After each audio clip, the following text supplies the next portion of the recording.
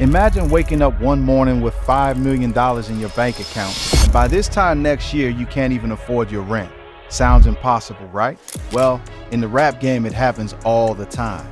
See, most rappers think a couple million means they're set for life, so they blow it on chains, cars, and entourages before they ever check the fine print.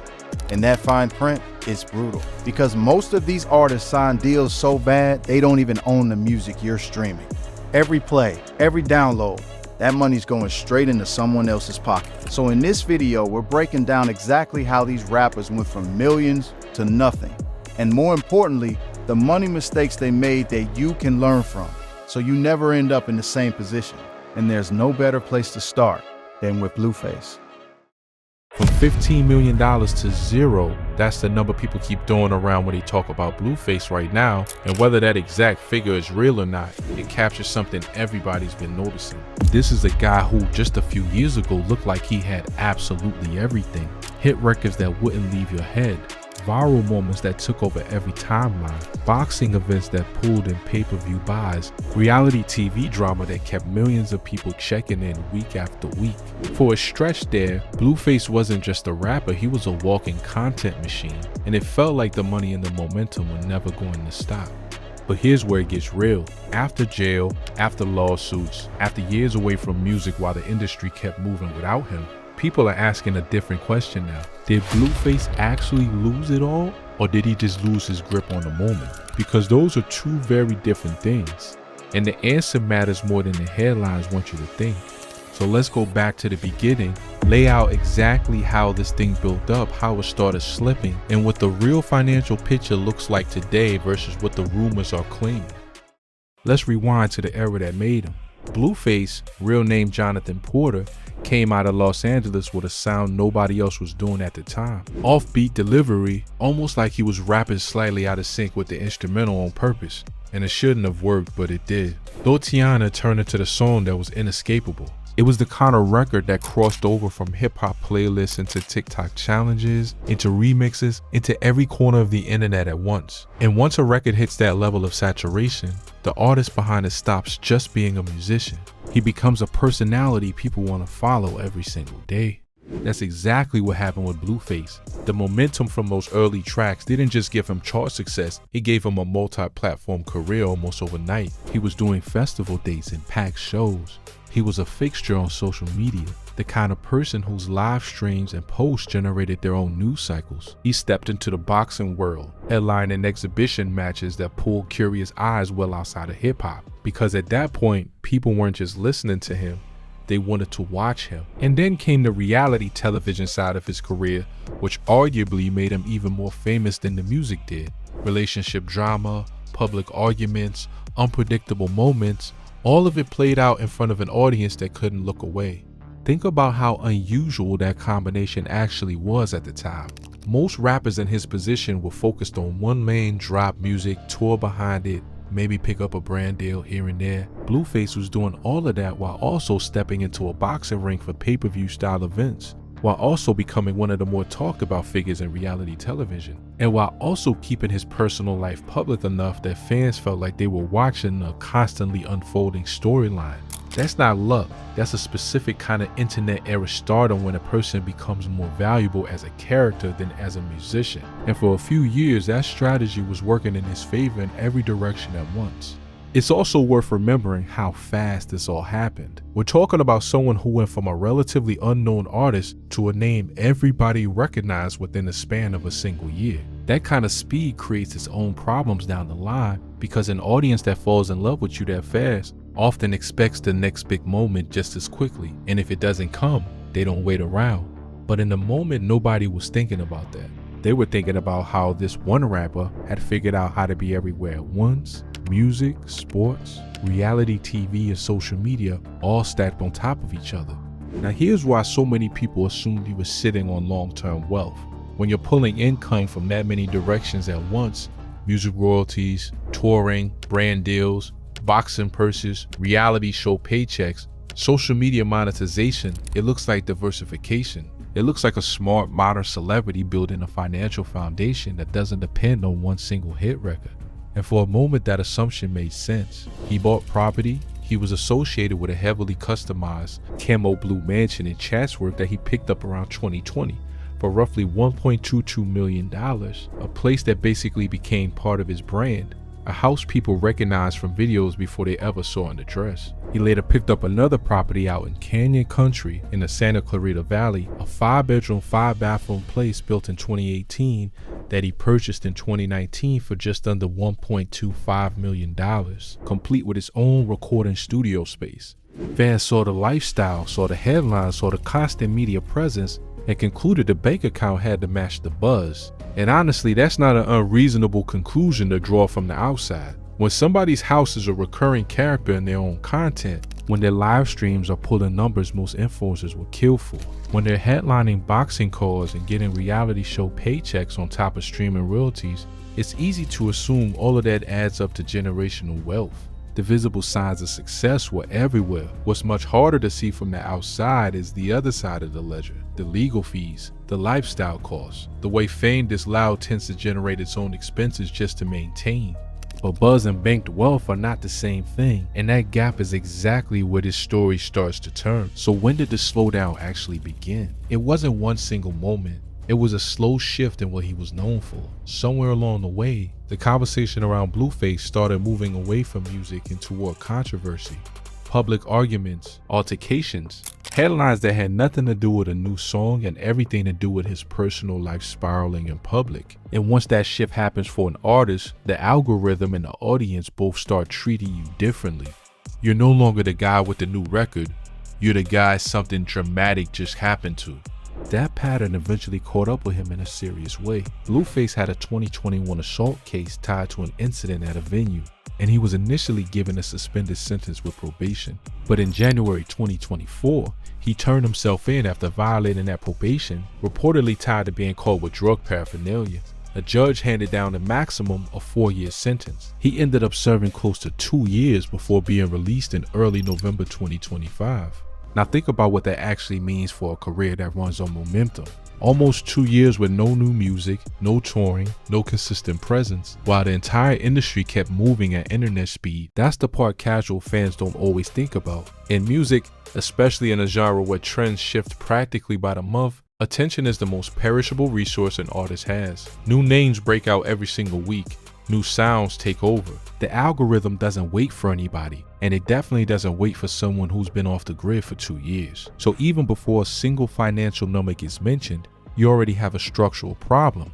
Time away equals lost relevance, and lost relevance equals lost income, because in this era, attention and money are directly connected.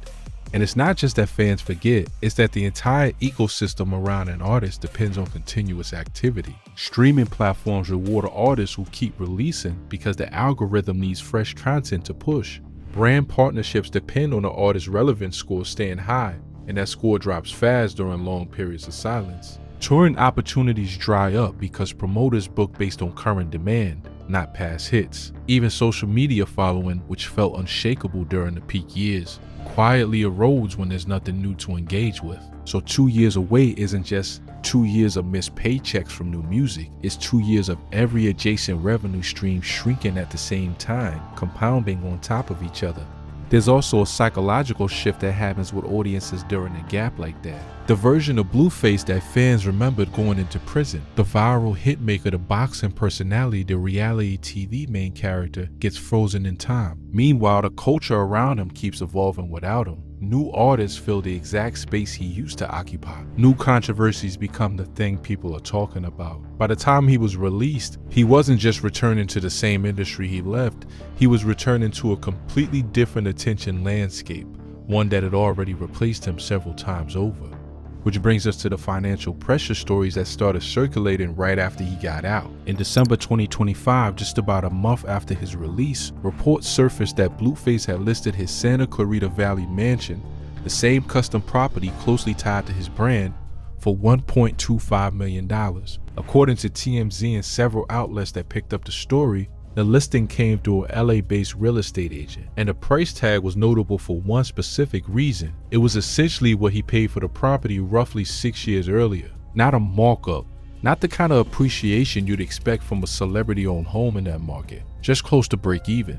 To put that in perspective, This is a home that became one of the most recognizable rapper-owned properties online, the kind of place fans associated with countless live streams, music videos, and viral clips since it was built in 2018. It had a 2-car garage, a media room, an indoor fireplace, an outdoor fire pit and patio, the full package of a custom celebrity compound. Listing something like that at essentially the original purchase price rather than holding out for what a branded content famous property might fetch from the right buyer is the kind of detail that makes people pay closer attention. Now, to be clear, a house listing is not proof of financial collapse. People sell homes for all kinds of reasons: lifestyle changes, relocating, wanting a fresh start after a major life event like coming home from prison. That's a completely normal human reason to want to move.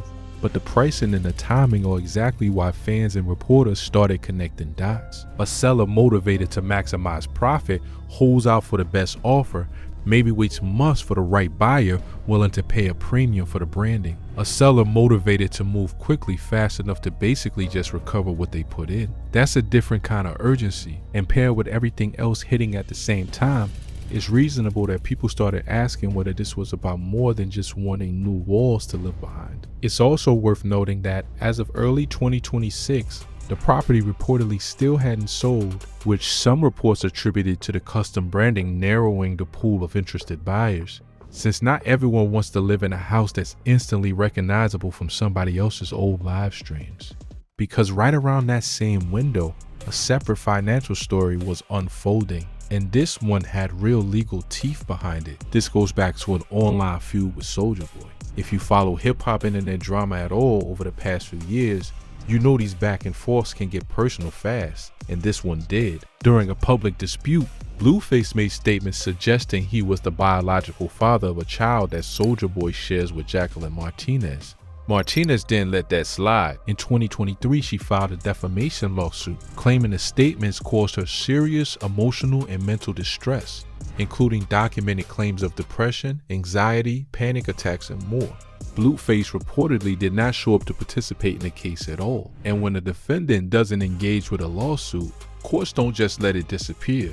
They move forward without him. Martinez was awarded a default judgment, the reported number being around $123,000, which with interest reportedly grew to more than $131,000. This is worth sitting on for a second because it shows something a lot of people online don't fully grasp about defamation cases. Choosing not to show up doesn't make the lawsuit go away. It actually makes the outcome worse because the other side gets to present their case completely uncontested. There's no pushback, no counter evidence, no negotiation on the number. The judge simply rules based on what's in front of them, and what was in front of them was an uncontested claim of real, documented harm. So the silence wasn't a neutral move, it was effectively conceding the case by default, and it locked in a financial obligation that didn't need to be nearly that large if it had been handled differently from the start. Then came the part that turned this from an embarrassing internet story into an actual financial event. In late December 2025, Martinez filed writs of execution with the sheriff's departments in LA and Sacramento counties to start collecting on that judgment. And according to multiple reports, a judge had already ordered that royalties collected on Blueface's behalf through performance rights organizations like BMI and ASCAP would be redirected to Martinez instead, specifically to satisfy that judgment.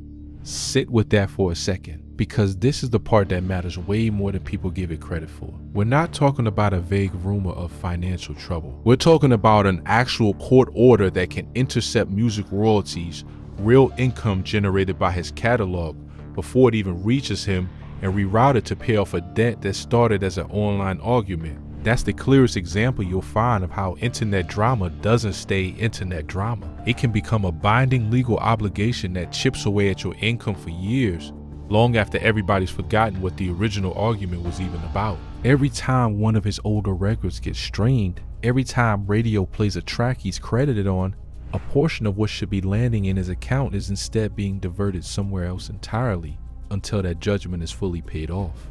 So now we've got two stories happening at the same time. A house listed near break-even price right after coming home from prison, and a court-ordered royalty garnishment tied to a defamation case he didn't even bother to fight in court. Individually, either one could be explained away. Together, they paint a picture of an artist under real financial pressure, even if $0 is almost certainly an exaggeration of the actual number. Let's zoom out and talk about the bigger picture here, because this is where the real lesson of the story lives.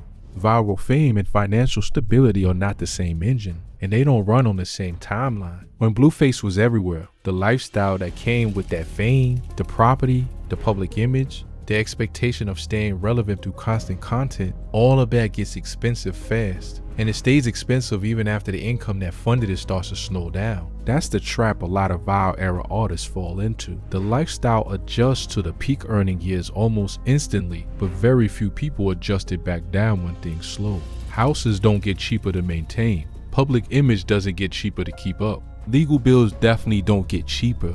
And on top of that, you got reduced music output, going from a guy releasing new material and staying in rotation to someone whose biggest headlines for 2 years were about a courtroom and a prison sentence. That's a massive shift in what the algorithm and the fan base associate you with. Streaming numbers reward consistency. Tour revenue depends on having something current to promote. When both of those go quiet for an extended stretch, the revenue streams that depend on relevance don't just pause. In a lot of cases, they shrink permanently, because the audience has already moved on to filling that attention gap with someone else.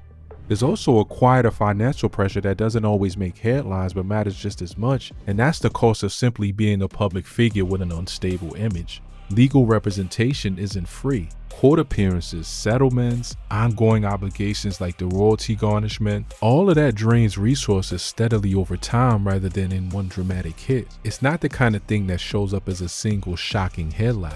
It's slow, consistent erosion, the financial equivalent of a leak rather than a flood. And those leaks add up especially fast when the income side of the equation has also slowed down at the same time. This is also a moment to talk about how short these viral windows really are in today's music landscape. Gen rotate fast, new regional sounds break out constantly. TikTok can manufacture a brand new star in a matter of weeks. So when an artist who built their entire identity around being the next big unpredictable thing steps away for 2 years, they're not just losing time, they're losing the cultural position they used to occupy. And that position gets filled immediately by somebody else. That's true whether you're talking about Blueface or honestly any artist who blew up fast off virality rather than off a steadily built fan base that sticks around through quiet periods. The artists who tend to survive these gaps are usually the ones who had a deeper musical foundation to fall back on, a dedicated audience that came for the artistry rather than just the moment. The artists who struggle most are the ones whose fame was built primarily on being unpredictable and constantly visible. Because once the visibility stops, there's less holding the audience in place. Now let's talk about everything else layered into this story, because the downfall narrative isn't just music and money, it's also about image. The boxing exhibitions were a big part of how Blueface expanded beyond music in the first place, and that's worth remembering because it shows he was already experimenting with diversifying his brand years before any of this financial pressure became public. Stepping into a boxing ring as a musician isn't just a paycheck, it's a calculated bet that your celebrity alone can sell tickets and pay-per-view buys, regardless of how the fight actually goes. And for a while, that bet paid off for him. It also reflects a broader trend across hip-hop and internet culture, where musicians increasingly treat boxing exhibitions as a side hustle that capitalizes purely on name recognition rather than athletic skill. And Blueface was one of the earlier and more visible names to ride that wave. The reality TV chapter, especially the relationship drama that played out across platforms, kept him relevant to an audience that might not have even been streaming his music anymore. That's an important distinction because it means his fame had actually split into two separate audiences by a certain point. People who followed him for the music and people who followed him purely for the drama and the storyline, almost like a soap opera. Those two audiences don't necessarily convert into the same kind of revenue. Reality TV attention can pay through appearance fees and platform deals, but it doesn't automatically translate into streaming numbers or concert ticket sales the way genuine musical engagement does.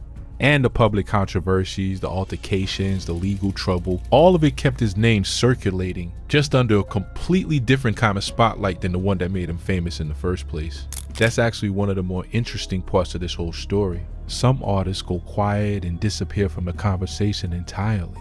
Blueface never fully disappeared. His name kept surfacing through scandal, through court updates, through family members posting cryptic hints about his prison release on social media. that turned into their own news cycles. The attention stayed even while the income tied to making new music clearly slowed down. Which raises an uncomfortable question: is staying famous through controversy actually sustainable, or does it just delay the moment when the bill comes due? There's also the relationship side of his public life worth mentioning, since it kept generating headlines independent of anything musical. His relationships and the children involved have been a recurring subject of media coverage for years, and that kind of ongoing personal drama, while it keeps engagement high, also comes with its own costs, legal and otherwise, that rarely get factored into the public's perception of an artist's finances. Fame built that heavily on personal life exposure tends to generate exactly the kind of legal entanglements that eventually show up as court orders and judgments, the same way this story did with the Soulja Boy situation. There's another angle to this worth pulling apart, and it's bigger than just one artist. Blueface came up during a specific window in hip-hop, often called the viral rap era, where a song's success was measured less by radio spins and more by how quickly it spread across platforms built for short attention spans. That era produced a wave of artists who blew up almost overnight off a single distinctive sound or hook, and it's worth asking what tends to separate the ones who turn that into a lasting career from the ones who end up as a memorable but brief chapter in internet history.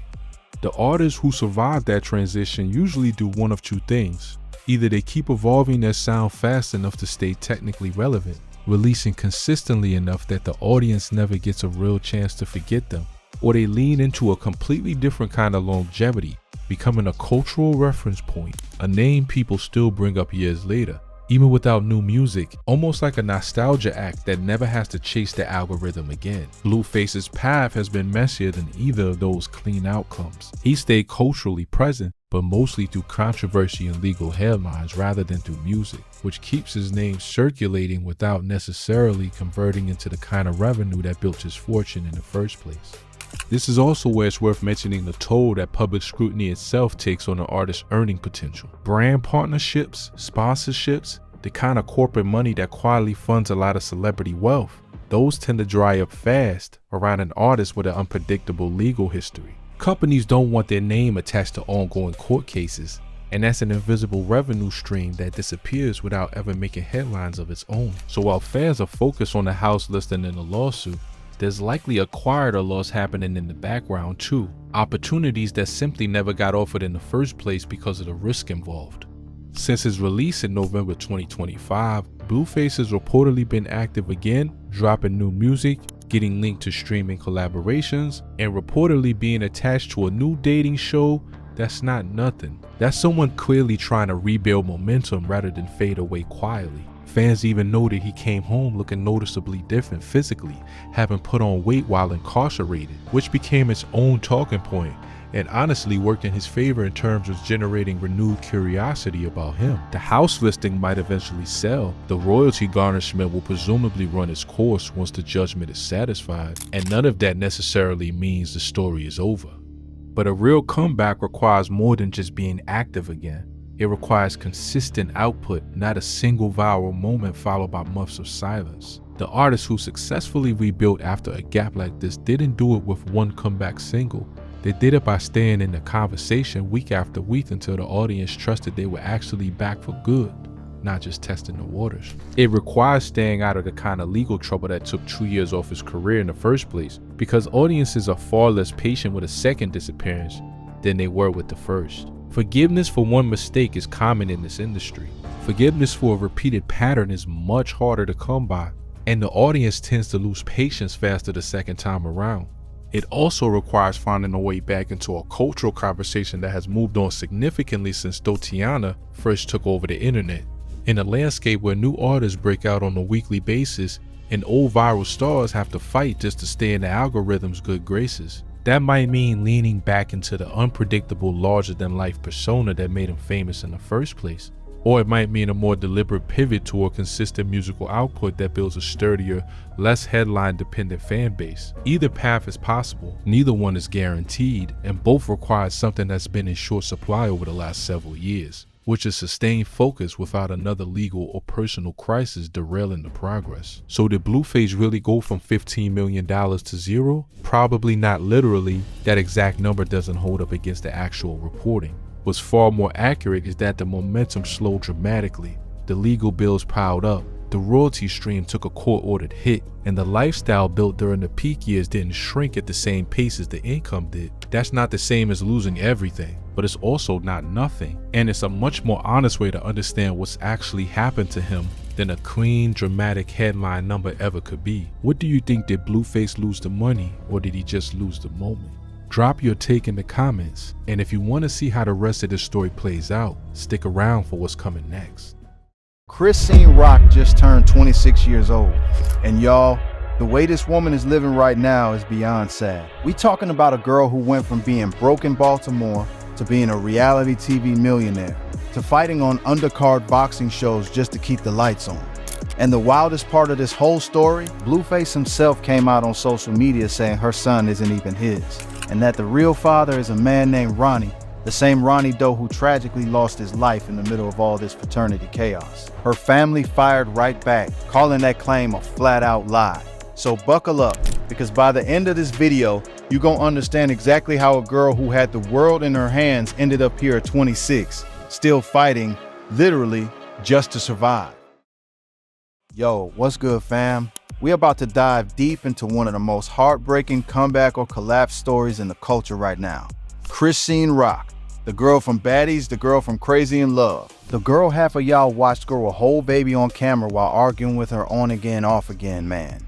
She just hit 26, and instead of celebrating a glow up, a lot of people online are looking at her life right now and just shaking their heads. Real talk, before we get into this, let me keep it 100 with y'all.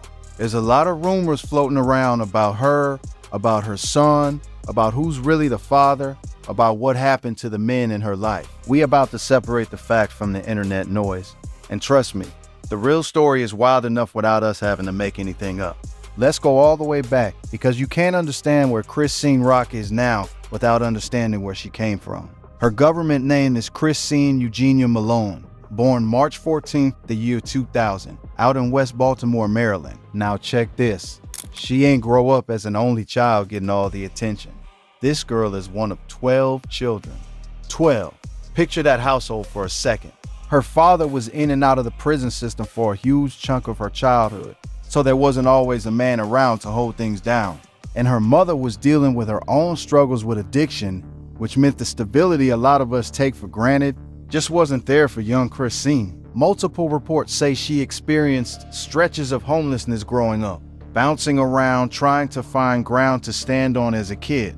That's not a small thing. That's the kind of upbringing that either breaks a person or it builds something in them that the rest of the world can't touch.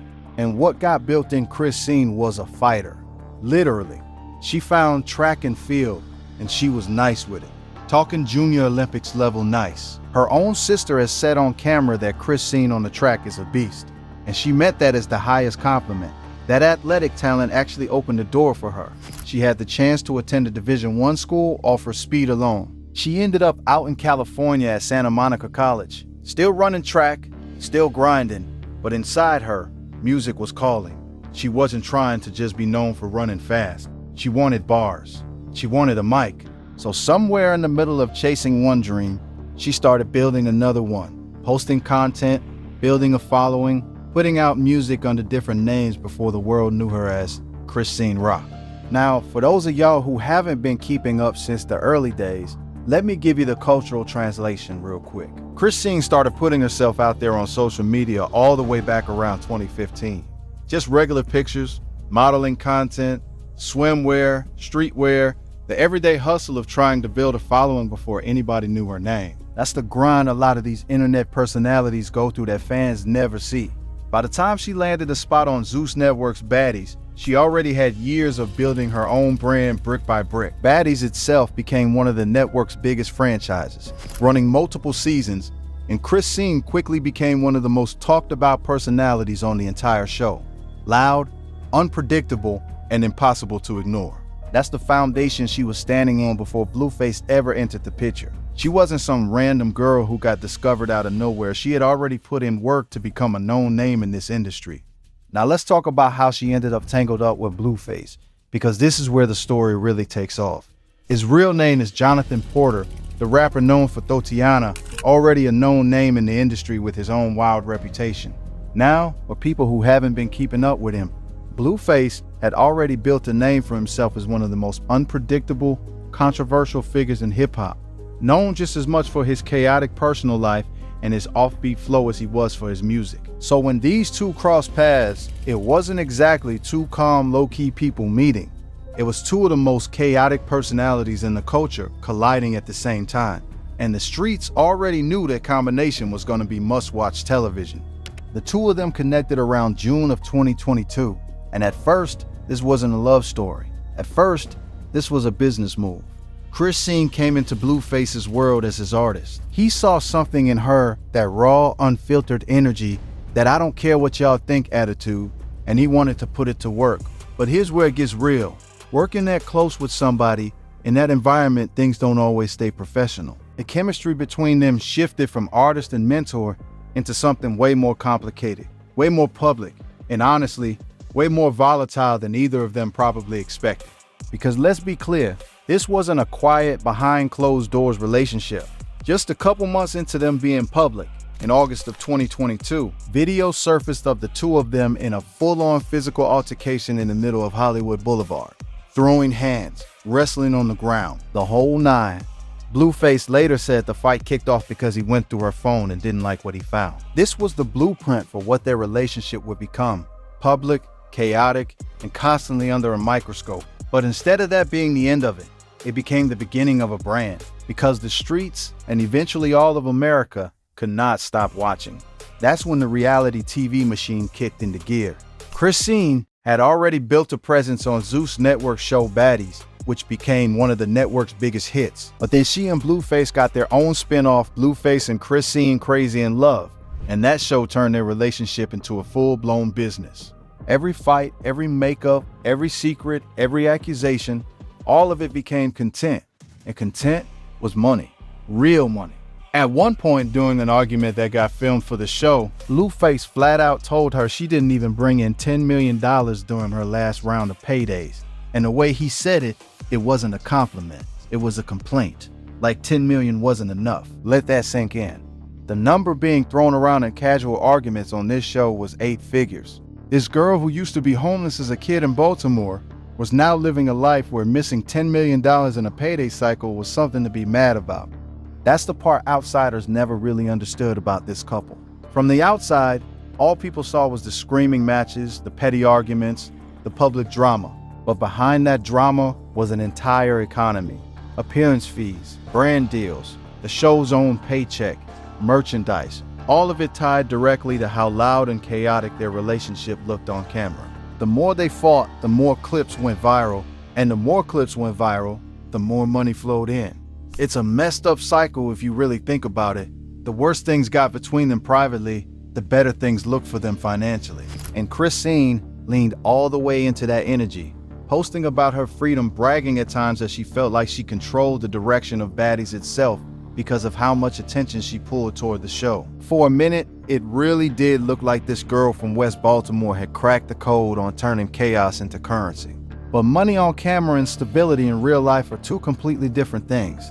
And that gap is exactly where Chris Scene's story starts to turn. See, around March of 2023, she announced she was pregnant. And instead of that being a moment where the chaos calmed down, it became another storyline for the show. Footage started surfacing of her smoking while visibly pregnant, blowing smoke during arguments with Blueface that were airing on national television. This sparked a real serious backlash. We talking think pieces, social media dragging her for days, people bringing up the CDC's warnings about marijuana use during pregnancy. Some folks online even speculating that Child Protective Services could get involved once the baby arrived. Blueface, for his part, publicly defended her, saying plenty of women smoked through their pregnancies without issues. But the damage to her public image was already done. And it wasn't the only time cameras caught her doing it. This happened on more than one episode, which only fed the fire. On September 3rd, 2023, she gave birth to a baby boy, and true to form for this couple, she streamed the actual delivery live on Instagram for the world to see. They named him after her, Chris Scene Jesus Jr. And for a hot minute, it looked like maybe, just maybe, becoming parents would settle things down between her and Blueface. Y'all already know that's not how this story goes, because here's where it gets real messy real fast. Around the time the baby was born, Blueface started publicly expressing doubts that the child was even his. A DNA test aired on the show that appeared to confirm he was the father, which seemed to put the rumors to rest. But then, just a few months later, in December of 2023, Blueface dropped a bombshell on social media, claiming he secretly took another DNA test on his own, and that this one came back showing he was not the father after all. He posted about it publicly, called it a bittersweet feeling, and the internet exploded. Christine fired back, calling him out for the way he was handling it, and the back and forth between them became its own ongoing soap opera that fans followed religiously. Let me break it down for y'all, because following this DNA saga is honestly like trying to follow a courtroom drama with no judge. First test, on camera, said he's the father. Second test, that he claims he took on his own and never showed anybody the actual paperwork for, supposedly said he's not the father. Fans online started picking the story apart piece by piece, pointing out he never released real documentation for that second test, just his word and a couple of tweets. But Christine wasn't exactly making it easy to trust her either, going live to vent instead of settling things with hard proof of her own at that point. So now you got two people, both with their own credibility problems, both throwing accusations in public, and a baby boy stuck right in the middle of all of it with no say in any of it. Now, in the hood, we know relationships get complicated, especially when there's money, fame, and trust issues all mixed together. But this situation got even more layered when a man named Karon Khan, who went by Ronnie Doe, entered the picture publicly in October of 2024. Ronnie took to Instagram claiming that he, not Blueface, could actually be the biological father, saying he and Christine had been involved with each other around the time she got pregnant. He even claimed he was there the day the baby was born, saying he saw the child right when he came out the hospital and that he knew exactly who cut the umbilical cord. He publicly demanded his own DNA test, said he wanted the chance to step up and be a real father if it turned out the child was his. The situation escalated even further in November of 2024 when Ronnie confronted Christine in person at a mall. A confrontation serious enough that police had to get involved. By December of 2024, Ronnie was still pushing the issue publicly, saying he had filed for a legal paternity test and accusing Christine of dodging the process. For months, this paternity question hung over her son's life like a cloud. 3 adults, 1 little boy, and a public that couldn't agree on who was telling the truth. While all of this personal drama was unfolding, Christine's professional life and her bank account were taking hits too. Blueface had his own serious legal troubles connected to a 2022 shooting incident out in Las Vegas, and a probation violation tied to that case eventually landed him behind bars. With her main source of reality TV income, The Joint Show with Blueface, no longer the machine it used to be, and with a newborn at home, the bookings that used to come easy started drying up. The brand that made millions when it was Blueface and Christine wasn't pulling the same weight when it was just Christine trying to hold it down solo with a baby on her hip. Think about what that actually means day to day for somebody. When you're part of a couple's brand, every appearance, every club booking, every paid post comes from the strength of that us against the world storyline fans were obsessed with. The second that storyline loses its other half, because one person is sitting in a cell, the phone calls from promoters start slowing down. Venues that used to pay top dollar to have Blueface and Christine on a flyer didn't have the same hunger for just Christine, especially with a newborn limiting how much she could even travel and perform in the first place. That's the part of fame nobody warns these reality stars about. The brand can disappear faster than it showed up, and the bills don't pause just because the relationship that built your income did. And Christine's own legal situation didn't help her image or her income either. In November of 2023, she got into a real altercation at a Tamar Braxton show in downtown LA, striking a dancer named James Wright hard enough, according to the lawsuit he filed, to break 2 of his teeth. She ended up pleading no contest to assault charges and was sentenced to 30 days in jail, plus a year of probation that kept her away from him in that venue. On top of that, there were reports she was also being looked at on a fugitive warrant out of Oklahoma. So picture this: new mother, maternity drama swirling, ex going to prison, her own jail sentence on the books, and the steady reality TV income that used to flow and starting to slow to a trickle. That's the kind of pressure that would break most people. The real kicker though, and this is the part of the story that turned tragic, came in February of 2025. Ronnie Doe, the man who had spent months publicly claiming he might be the real father of Christine's son, was shot and killed in Severn, Maryland. Authorities ruled it a homicide, and at the time, no suspect had been publicly named. This was a real young man's life gone in the middle of a public paternity dispute that had played out across social media for months. Investigators called it a targeted shooting, and as of this video, the case is still being looked into.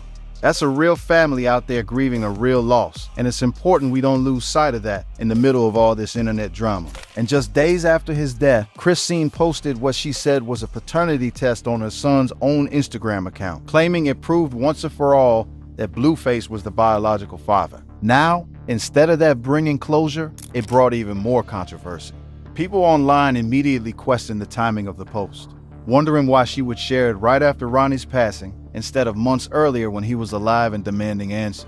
Others picked apart the document itself, pointing out details that made them question whether it was even legitimate. With some folks claiming the website listed on the paperwork suggested the test wasn't even finished processing. Some accused her of straight up faking the whole thing just to put the rumors to rest at the most convenient possible moment. So even in death, this young man's claim was still tangled up in doubt, and Christine was facing a wave of criticism for how and when she chose to address it, with a lot of people online saying the same thing. Why post that proof now when he can't even respond to it anymore? You would think that posting a DNA test would have finally ended the paternity conversation for good. It did not. Because here's the thing about this situation, Blueface himself kept flip-flopping on the issue, even after that test went public. Following his eventual release from custody in 2025, there were moments where he publicly called the boy his son, seemingly accepting it. But then, this past March, Blueface dropped the loudest bombshell of the whole saga. He got on social media and straight up said the boy is not his biological son, naming Ronnie directly as the real father and sending his condolences to him, saying he can't keep playing a role that doesn't feel right when he's already a present father to his other kids. That post alone pulled in millions of views in less than a day. Christine fired back, but not by addressing the paternity claim directly. Instead, she called him out for going on a live stream and calling her and her son dumb. It was her own sister who really went at it, flat out calling Ronnie a liar, saying she was the one in that delivery room and nobody else, and that Ronnie's whole story was something he wished was true. So even now in 2026, you got Blueface naming a deceased man as the real father on a platform with millions of eyes watching. And you got Christine's own family calling that claim a straight up lie. And still, to this day, there's no independently confirmed test that settles it either way. The math still wasn't mathing for a lot of fans, and the cycle just kept spinning. By early 2026, the relationship that started as an artist and her mentor, that turned into a viral reality TV brand worth millions, that survived street fights, jail time, and a paternity scandal that touched the man's tragic death. That relationship was finally officially over. Christine Rock and Blueface had split for good. No more on again, off again. No more joint shows. And for a woman who built her entire public identity around that chaotic partnership, that left a serious question hanging in the air. What does Christine Rock do now? With no Blueface, no steady show income, a young son to raise, a damaged public image, and bills that don't care about any of that drama. The real kicker is what she chose to do next. And honestly, fam, this is the part of her story that shows there might be a fighter underneath all that chaos in more ways than one. Christine went and signed an actual professional boxing deal with promoter Damon Feldman's organization, putting her name on the dotted line in January of 2026. She started training seriously under coach Calvin Ford out in Baltimore, the same legendary trainer who helped build world champion Gervonta Tank Davis from the ground up. Think about that contrast for a second. From being known for street fights with Blueface caught on shaky cell phone video to training under one of the most respected boxing coaches in the sport. She even reportedly had a viral sparring session with Ryan Garcia that pushed her to take the sport seriously instead of treating it like just a side hustle. In April of 2026, she stepped into the ring for her official pro debut at Harrah's Casino in Philadelphia, fighting under the name Holy Hands on a card that also featured Floyd Mayweather's sister, making her own debut. Reports said over 5,000 women had reached out wanting a shot at fighting her, and out of all of them, Zenith Zion got the call. The fight didn't start perfect for Christine. She actually had to rise up off the canvas during the bout, but she fought her way to a split decision win in her very first sanctioned match. For a woman who not too long before that was best known for chaotic street altercations and reality TV drama, walking out of her boxing debut with a win in front of a real crowd on real pay-per-view under real boxing rules. That's a story arc nobody saw coming. Now let's be real with each other for a second, because the internet had a lot to say about that fight too. Some fans online genuinely respected what they saw, saying she looked technically sound, that she trained the right way, that her coach clearly put in real work with her leading up to that night. Other people weren't as convinced, joking that she must have been getting reps in from unofficial street fights long before she ever stepped into a sanctioned ring. Either way you slice it though, the woman walked away from that night with a win on her professional record, a real paycheck from a real promotion, and a brand new audience that has nothing to do with Blueface at all. That's the kind of reinvention that's hard to argue against even for her harshest critics. And it's not just boxing either. Christine's been working on a pivot toward gospel and faith-based music too, putting out singles built around her relationship with God, talking openly about wanting to change her life and her image. Her single built around her spiritual transformation became something fans started connecting to as the soundtrack of this whole new chapter, bridging the hip-hop world she came from with this more reflective, faith-driven direction she says she's chasing now. She's even gone as far as getting the tattoo of Blueface's face lasered off her body, which, if you know anything about how serious tattoo removal is, that's not a small casual decision. That's somebody trying to physically remove a chapter of their life they don't want attached to their skin anymore. So here we are. Christine Rock just turned 26 years old, and the picture is genuinely complicated. On one hand, you got a young woman who grew up with 12 siblings, an incarcerated father, a mother battling addiction, and stretches of homelessness, who clawed her way into millions of dollars through sheer force of personality in reality television. On the other hand, you got a woman who's had to deal with a paternity scandal involving a man who tragically lost his life in the middle of it all, an ex who publicly flip-flopped on whether he even wanted to be a father to her son, her own jail sentence from an assault case, and a financial situation that's gotten so uncertain she's now literally getting punched in the face professionally to make ends meet and rebuild her name. That's not the kind of beyond sad that's about pity. That's the kind of beyond sad that comes from watching somebody's life get picked apart in public, piece by piece, while she's still trying to raise a little boy in the middle of it. Now, this ain't just about one celebrity couple's messy breakup or one DNA test getting questioned online. This is about what happens when reality television takes real people's real pain, addiction, poverty, paternity, grief, and turns it into content for millions of viewers to consume and judge from the comfort of their phones. Christine Rock didn't ask to grow up the way she did.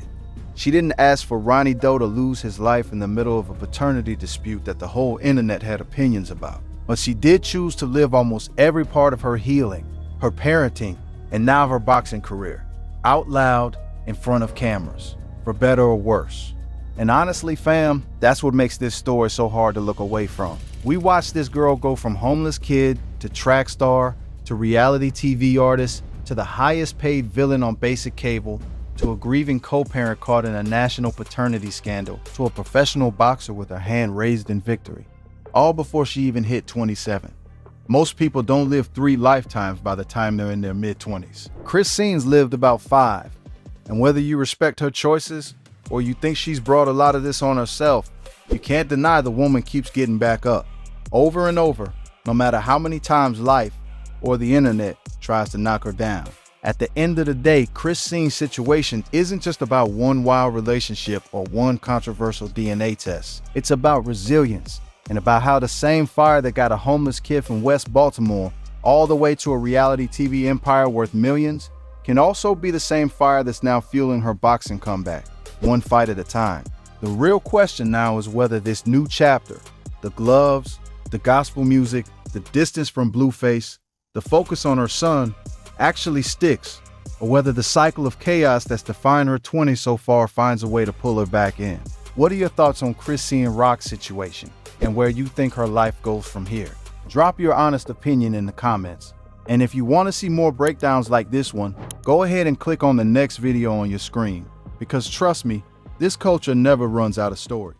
Somewhere between a private jet and a courtroom, the story of Offset's money stopped making sense to the people who thought they understood it. One year, the headlines were about platinum chains, custom Rolls Royces, and a stack of hits that made him one of the most bankable names to ever come out of Atlanta. The next, the headlines were about lawsuits, unpaid casino markers, a divorce filing, and questions nobody expected to be asking about a man once estimated to be worth tens of millions of dollars. This is not a story about a single bad night at the tables or one reckless purchase. This is a story about how an empire built on streaming numbers, touring revenue, and luxury branding can quietly hemorrhage money in 100 different directions until the math simply stops working.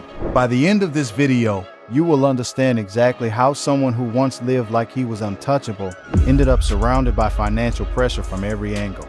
Gambling debt, divorce costs, catalog buybacks, tax obligations, and the kind of overhead that most fans never think about when they see a celebrity flexing on Instagram. We are not here to repeat internet rumors as fact. We are here to walk through what was actually reported, what was actually filed in court, and what Offset himself has said in his own words.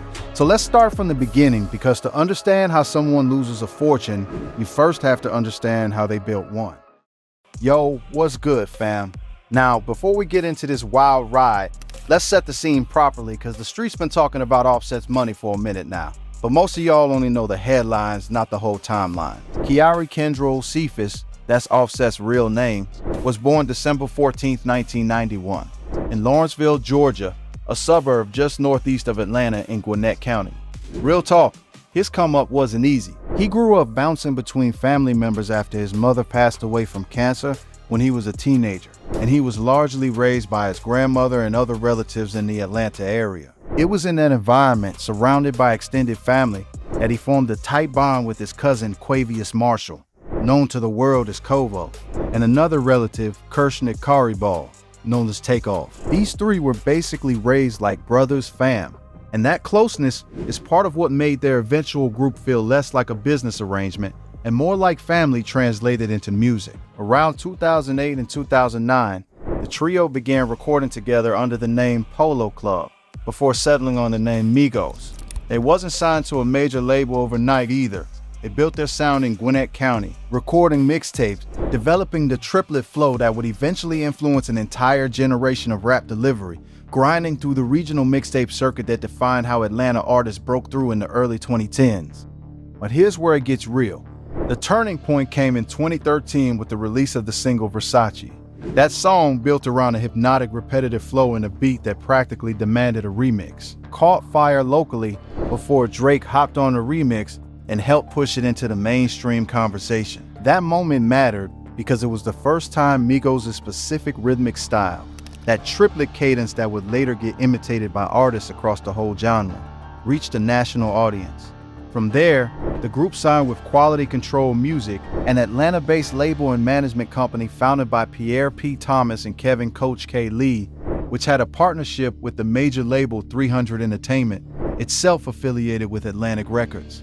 Now, this structure matters more than y'all might think, because it meant Offset's career was tied not just to his own output, but to a label ecosystem that handled distribution, marketing, and eventually the kind of catalog ownership questions that would resurface years later and cost him millions, but we'll get to that.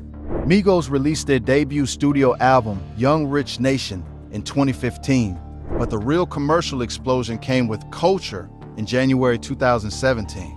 That album debuted at #1 on the Billboard 200, driven by the massive single Bad and Bougie featuring Lil Uzi Vert, which itself hit #1 on the Billboard Hot 100 in January 2017, partly fueled by a viral Donald Glover shoutout during his Golden Globes acceptance speech. Culture eventually went multi-platinum, and the streaming numbers behind it were straight ridiculous for that era. Hundreds of millions of streams piling up fast as the album became one of the defining hip-hop projects of the year. The momentum kept rolling with Culture 2 in January 2018, which also debuted at #1, and Culture 3 in 2021. cementing Migos as one of the most commercially dominant rap groups of the entire streaming era. Industry estimates place Migos among the highest-grossing touring rap acts of the late 2010s, with festival appearances, headlining tours, and arena dates generating serious revenue split between the group members, their management, and their label partners. Now let me break down for y'all how Offset's individual money started stacking on top of all that. He released his debut solo studio album, Father of Four, in February 2019, which debuted in the top 5 of the Billboard 200 and included guest appearances from major artists. He pursued endorsement deals beyond music, including partnerships tied to fashion and lifestyle branding, common for artists at his visibility.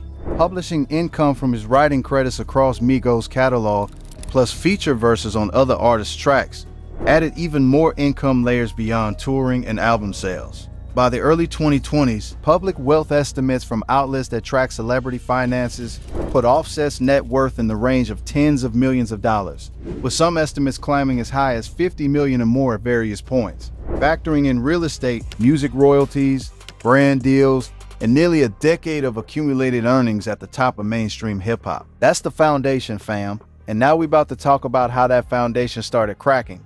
Because the truth is, very few of these wealth estimates ever accounted for what it actually costs to live the lifestyle attached to that level of fame. Now this is where we got to address the lifestyle, because this is one of the biggest pieces of the whole puzzle. Offset's public spending habits over the years became a recurring subject of media coverage. Not because reporters were digging through his bank statements, because he showed the world himself. Custom jewelry has been a defining part of his public image for years, with custom-made pieces, diamond-encrusted chains, watches regularly showing up in music videos, red carpets, and social media posts. High-end jewelers who work with hip-hop artists have spoken publicly about the scale of custom commissions for artists at Migos' level, often running into the hundreds of thousands of dollars for a single piece. And Offset was known for commissioning multiple custom pieces over the years, rather than just one signature item. His car collection became a visible marker of wealth too, with luxury and exotic vehicles, including high-end Rolls-Royce models and customized cars, appearing in his content and at public events. And let's keep it real, these ain't vehicles that just cost money once. They come with ongoing insurance premiums, maintenance costs, and customization expenses that stack up year after year. Designer fashion was another consistent thread. As a public figure who attended award shows, fashion weeks, and high-profile events, Offset regularly wore custom and designer pieces from major fashion houses, and artists at this level often work directly with stylists and brands, which involves significant spending even when some pieces get gifted or sponsored. Private travel is a category fans dramatically underestimate too. Chartering private jets, standard for artists touring at Offset's level or attending events on tight schedules, can cost anywhere from $10,000 to over $25,000 per flight, depending on distance and aircraft type. For somebody living the touring and travel-heavy lifestyle across an entire year, that adds up to a staggering recurring expense that never shows up as one dramatic headline, but quietly eats into liquid wealth every single month. Real estate decisions added another layer too, with Offset and his family residing in upscale properties in the Atlanta area over the years. Properties that come with property taxes, security systems, staffing, and maintenance costs most fans never see reflected in a celebrity's public image. The flex culture embedded in hip-hop, where displaying wealth as part of the artistic brand itself, creates a particular kind of financial trap. And for y'all who might not understand this cultural element, let me explain it plain. Unlike a regular person who can quietly scale back spending without anyone noticing, a mainstream rap artist's image is often tied directly to the perception of success. Pulling back on jewelry, cars, or visible luxury can get read by fans and industry peers as a sign of decline, which creates pressure to keep spending even when it might not be financially smart. This dynamic has played out across the genre for decades, fam, and it's a major piece of the backdrop for understanding why Offset's financial picture got as complicated as it did.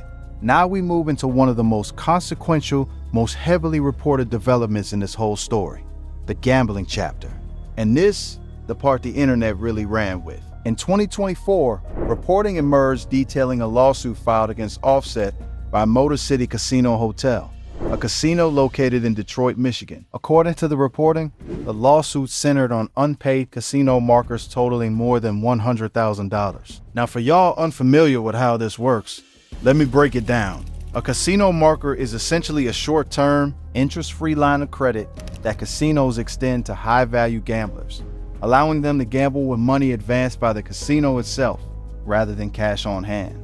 The gambler signs an agreement promising to repay the marker, typically within a set window of time, and casinos extend these credit lines specifically to VIP-level patrons because they want to keep high rollers playing without the friction of constantly hitting an ATM or carrying large amounts of cash. When a marker goes unpaid past its due date, it can escalate from a civil debt collection matter into something with criminal implications in some states, because unpaid markers are sometimes treated similarly to bad checks under certain state laws. Though the specific legal pathway depends heavily on jurisdiction and the terms of the agreement, the lawsuit against Offset reportedly sought repayment of the outstanding balance, and the filing reignited a much bigger public conversation about his spending habits, because it was one of the first pieces of hard legal documentation, not speculation, not rumor, but an actual court filing connecting his name directly to high-stakes gambling losses.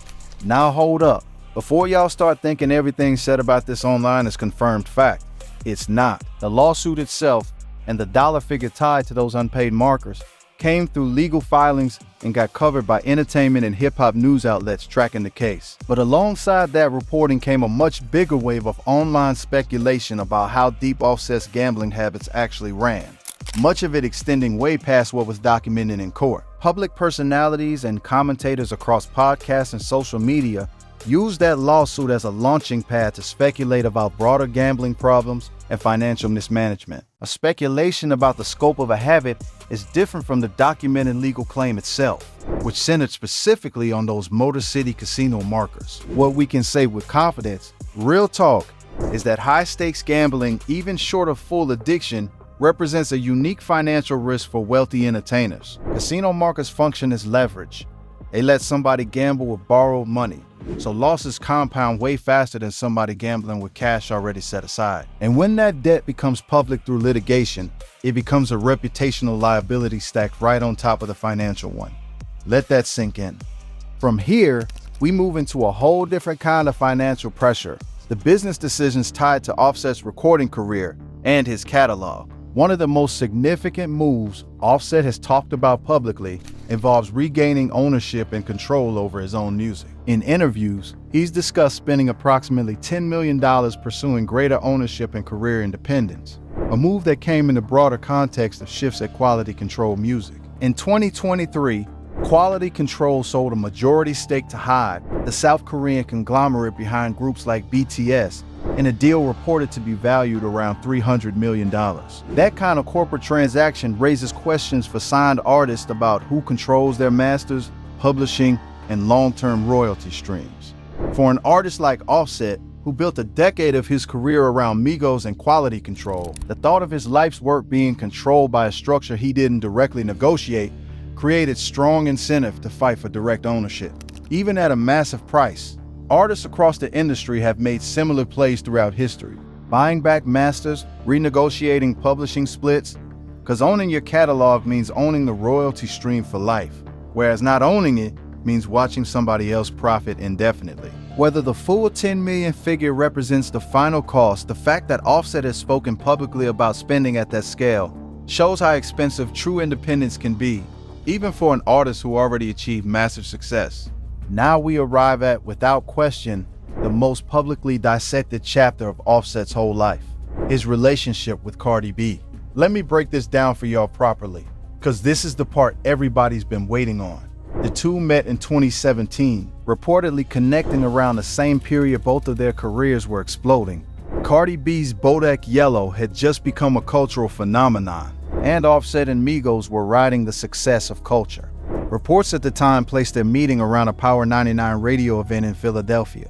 The relationship moved fast by public standards. Offset proposed to Cardi B on stage at the Wireless Festival in London in October 2017, in front of thousands of fans, presenting her with an enormous diamond ring estimated at the time to be worth somewhere between $500,000 and over $1 million, depending on the outlet reporting it. It was later revealed the two had actually secretly married in September 2017, just weeks before their public proposal, meaning that elaborate stage moment was in essence a public celebration of a marriage that already happened privately. Their relationship became one of the most visible celebrity partnerships in hip-hop throughout the following years, marked by public displays of luxury and affection that mirrored the broader flex culture surrounding both their careers. They welcomed their daughter Kulture in July 2018. The relationship wasn't without turbulence. Cardi B publicly announced a brief separation in late 2018, citing trust issues, before the couple reconciled. They later welcomed a son, Wave, in September 2021, and went on to have twins in 2024. Throughout their years together, Offset became known for elaborate public gestures, including surprising Cardi B with luxury cars for birthdays and holidays, an annual pattern fans specifically anticipated and tracked online, with vehicles ranging from custom Rolls Royces to other high-end models gifted across multiple years. These gestures weren't just personal expressions, fam. They became part of the public narrative of their relationship, amplifying the expectation that every milestone needed to be marked with increasingly extravagant displays. In various interviews over the years, including conversations on platforms covering hip-hop culture and relationships, Offset has discussed the financial scale of supporting the relationship and lifestyle he shared with Cardi B. At one point, referencing a figure around $12 million spent across the relationship when accounting for gifts, travel, lifestyle support, and family expenses. Now, this figure, by his own account, reflects not a single purchase, but an accumulation across years of birthdays, anniversaries, family needs, and the kind of sustained luxury lifestyle that high-profile celebrity couples are expected to maintain in the public eye. This is worth pausing on.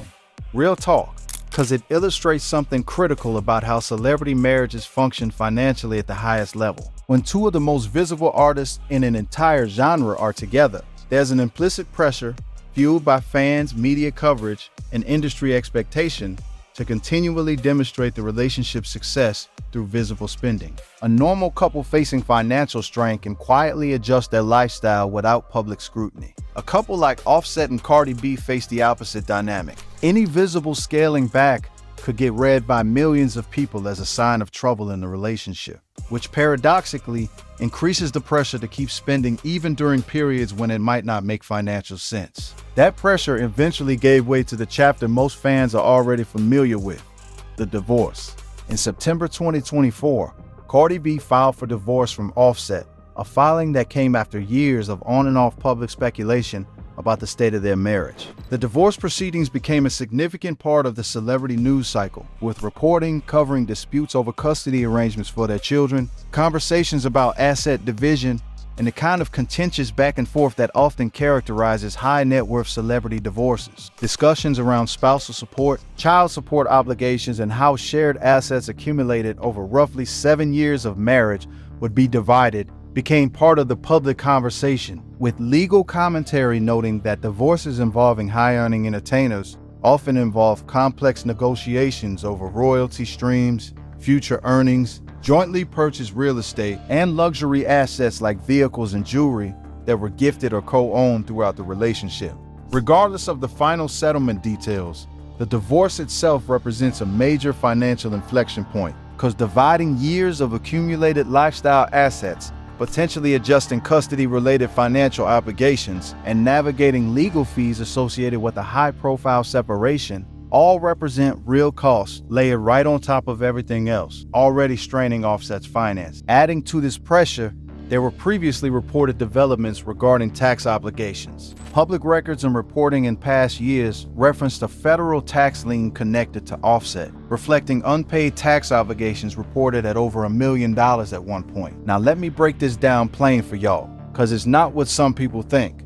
A tax lien is not a criminal allegation. It's a legal claim the government places against somebody's property when taxes go unpaid, designed to make sure the debt gets settled, often complicating that person's ability to secure loans or sell certain assets until it's resolved. Tax liens against high-earning entertainers ain't as rare as fans might assume. precisely because of how complicated income reporting gets for somebody with multiple revenue streams. Touring income, royalties, endorsement deals, and irregular payment schedules can create situations where quarterly estimated tax payments fall behind, even for people earning enormous gross income, especially when that income isn't being managed with disciplined professional oversight. This brings us to a section that rarely gets discussed in mainstream coverage of celebrity wealth. The real kicker, though, is the sheer scale of overhead that comes attached to fame at this level. Financial advisors who specialize in working with high net worth entertainers have explained that someone at Offset's level typically maintains a team including personal security, a tour manager, a business manager,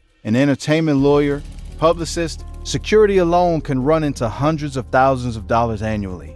Management fees typically range between 15 and 20% of gross earnings. Touring itself, despite generating large gross revenue, comes with enormous production costs. Staging, lighting, sound, crew travel, hotels, transportation that can eat into 50% or more of ticket revenue before an artist even sees their share. Add federal and state income taxes, which for high earners can easily exceed 35 to 40% of gross income combined. And the gap between what a headline says somebody earned and what they actually keep becomes enormous. This leads directly into one of the most important concepts for understanding this whole story: the difference between gross earnings and retained wealth. When a headline says an artist generated $50 million across a career, that number almost always refers to gross revenue, total money that passed through various deals, tours, and royalty streams, not the amount that artists personally banked after taxes, management cuts, production costs, label splits, and living expenses. Financial experts who study athlete and entertainer wealth have repeatedly pointed out that it's entirely possible and disturbingly common for somebody to generate tens of millions of dollars in career earnings while retaining only a fraction of that amount in actual net worth, simply because of how many parties take a percentage before the money ever reaches the artist's personal account, combined with how much of what does reach them gets spent maintaining the very lifestyle that income was supposed to represent.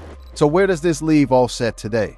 Publicly, he's continued releasing music independently, navigating his career outside the shadow of Migos following the tragic death of Takeoff in November 2022, and working to establish himself as a solo artist with his own creative and business direction. He's spoken in interviews about wanting greater control over his masters and his business decisions going forward, a theme that connects directly back to that $10 million catalog investment we talked about earlier. Future earning opportunities remain available to him through new music, potential touring, brand partnerships, and the kind of career longevity that established artists in hip-hop have shown is possible even after major personal and financial turbulence. The story ain't over, fam, and nothing about his current position suggests financial ruin in the way that phrase might imply for an average person. But the gap between perception and reality, between what fans assumed his net worth represented and what the underlying financial pressures actually looked like, is exactly the gap this video been trying to illuminate. It's worth zooming out here, because Offset's situation is far from unique in the landscape of athlete and entertainer wealth. Multiple studies, including widely cited research on professional athletes, have found that a striking percentage face significant financial distress within just a few years of their peak earning period ending, often due to the exact same pattern across industries: lifestyle inflation that scales alongside income without anyone pulling the emergency brake, expensive business ventures entered into without proper diligence, divorce settlements that fracture accumulated wealth, and overhead structures that quietly consume gross income before it ever becomes net worth. Musicians face an added layer of complexity because, unlike athletes with fixed-length careers and predictable contract structures, musicians' income can be wildly unpredictable, tied to album cycles, touring windows, and shifting industry economics around streaming royalties that pay drastically less per stream than the old album sales model ever did. So when we ask the central question this video set out to answer, how does someone go from being talked about as a $50 million artist to facing headlines about unpaid casino debts, tax liens, and divorce-related financial pressure? The honest answer, real talk, is that it was never one single catastrophic decision. It wasn't the casino lawsuit alone, it wasn't the catalog buyback alone, it wasn't the divorce alone. It was the accumulation of thousands of individual choices, each one reasonable or even necessary in isolation, stacking on top of each other across nearly a decade. The jewelry, the cars, the private flights, the management percentages, the touring overhead, the tax obligations, the relationship spending, the catalog fight, the gambling losses, the legal fees, each one by itself looks like the kind of expense any successful celebrity might reasonably have. Together, compounding year after year without the kind of disciplined oversight that prevents lifestyle from outpacing even elite-level income, they become something far more dangerous. A slow erosion that doesn't announce itself with one dramatic headline until suddenly, all at once, it does. That's the real lesson sitting underneath this whole story, fam, and it extends way beyond Offset specific. Wealth at the celebrity level is rarely lost the way fans imagine, through one reckless purchase or one bad investment. It's lost the way water erodes stone, slowly, consistently through thousands of small decisions that each feel justified in the moment, until the foundation that once seemed unshakable simply isn't there anymore. Whether Offset's career enters a new chapter of financial stability remains to be seen, and given his continued presence in the industry and his stated focus on ownership and control, there's a real possibility this story still has new chapters being written. But the lesson sitting underneath everything we cover today is one that applies far beyond hip-hop, far beyond celebrity culture entirely. The gap between what you earn and what you keep is determined not by one decision, but by every decision, made consistently over years. What are your thoughts on Offset's situation and his future? Drop it in the comments and click on the video on screen for more stories just like this. 1. West Sound, y'all know what time it is, man. Listen, all summer long, I'm washing cars, cutting grass, taking trash out. That's what you want to pay me for? Tap in with me. I swear to God, you gotta be in Atlanta, Cobb, DeKalb, Clay County, Gwinnett. You gotta be in the surrounding areas. As far as I might go, it's 45 minutes away from Atlanta. I ain't going no further than that. I ain't going 46. But listen, if you want your grass cut today, get at me. Drop a comment, hit me in the DM. Seriously business on it. Imagine going from pulling up to shows in a brand new Dodge Challenger, rocking a Rolex on your wrist, getting paid thousands just to sit in somebody's video, to posting on your Instagram story at 34 years old, asking your fans if they need their trash taken out. Not metaphorically, not as some kind of promo stunt, not as a joke for the algorithm, literally begging for odd jobs, cutting grass, hauling garbage, taking out somebody's trash for a few dollars just to make ends meet. That is exactly where Lil Woody finds himself right now. And the story of how he ended up in this position is one of the most painful, most preventable falls from grace that the internet has watched play out in a very long time. Because this was not a guy who never had it. This was not somebody who was always on the struggle, always at the bottom, always fighting just to keep his head above water every single day. Lil Woody had real money coming in from every direction during his peak years. He was a certified viral sensation. He was the life of every party, every room, every platform he touched. Brands were reaching out. Creators were reaching out. Everybody in the space wanted a piece of what he was bringing to the table. And somewhere right in the middle of all of that attention and all of that cash flooding through his hands, something went terribly, terribly wrong. By the time the wave died down and the phone stopped ringing the way it used to ring, there was nothing left to fall back on. No savings stacked away in any kind of account. No investments working quietly in the background. No real estate generating passive income. No plan B waiting in the cut for exactly this kind of moment. Just a grown man at 34 years old, posting on social media and asking strangers if they had some yard work that needed handling or some trash that needed hauling. What makes this story land even harder is that this is not something from decades ago. This man was living large not that long ago in the grand scheme of things. The money was real. The lifestyle was real. The platform was real, and it was generating consistent income, which means the fall was just as real, and the distance between where he was and where he is right now is genuinely staggering when you line it all up side by side. Today, we are going to break all of it down from the very beginning, where Lil Woody came from, how he got famous, how the content money started flooding in, what he chose to do with every dollar he earned, how the wave started slowing down, and how a man who was once getting paid thousands per appearance ended up on his own Instagram story, begging his own fans for work.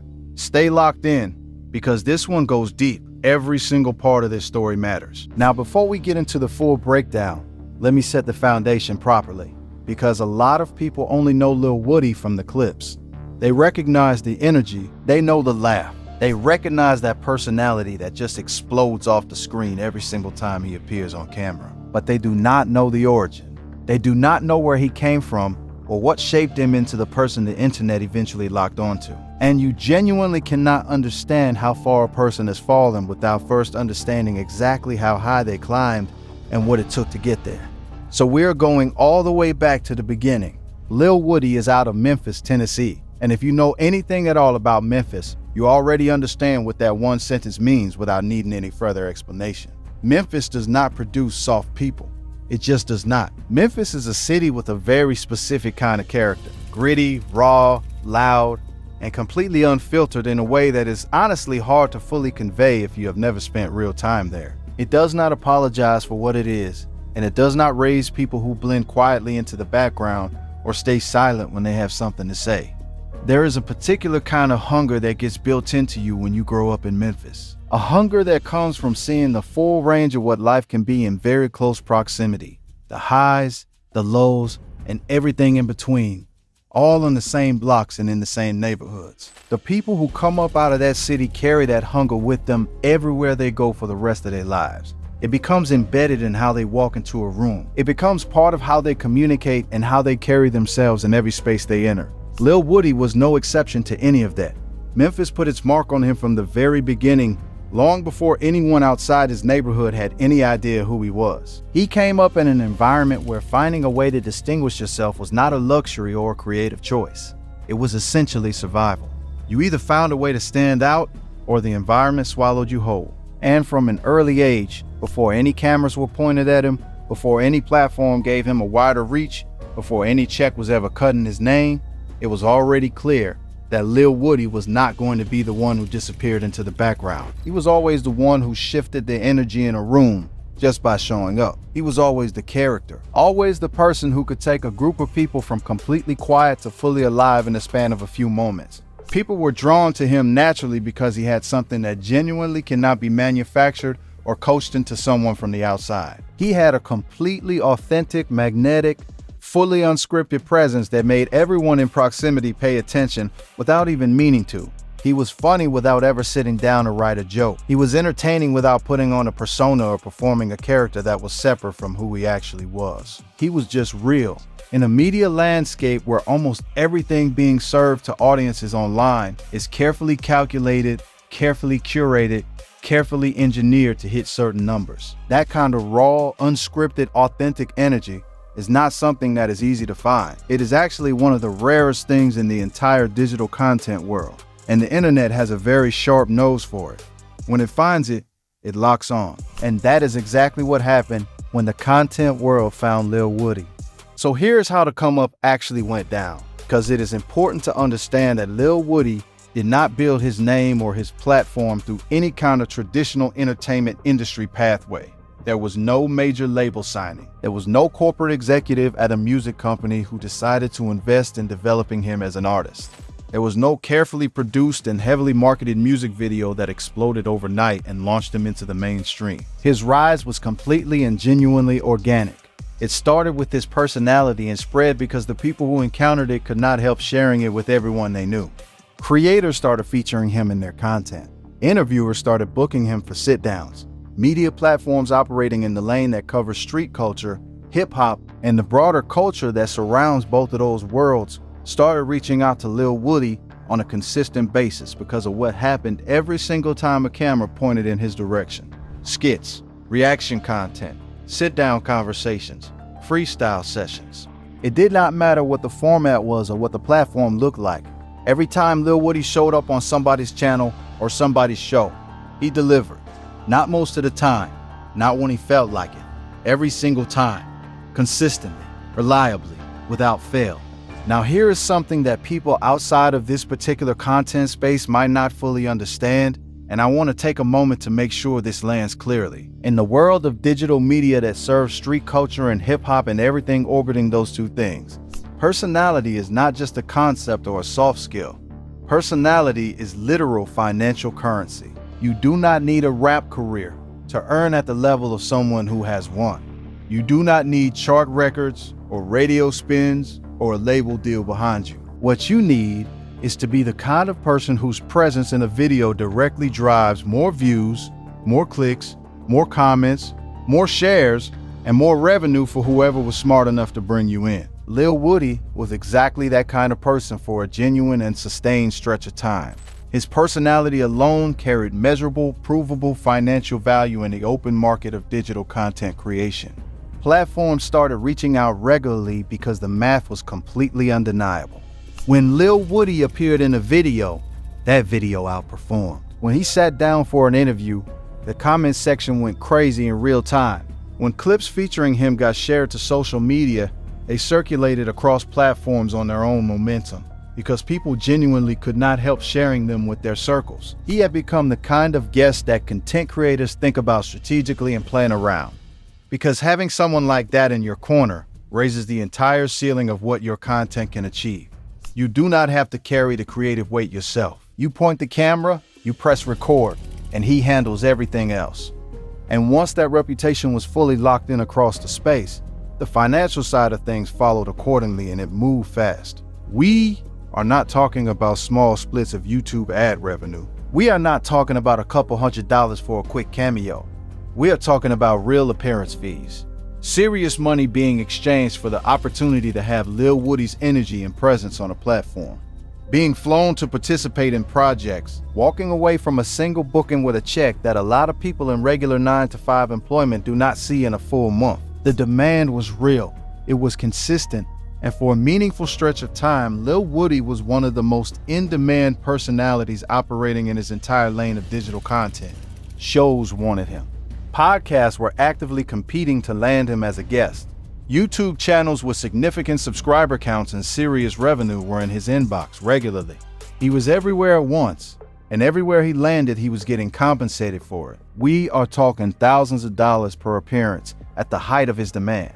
Sometimes considerably more than that depending on the size and reach of the platform and the full scope of what they were bringing him in for. And when you are stacking bookings at that level, week after week and month after month, that income becomes something very substantial very quickly. That is the kind of sustained earning power that, approached with any level of genuine financial awareness and discipline, builds real wealth. The kind of money that sets a person up not just for the current season, but for the seasons that come after it.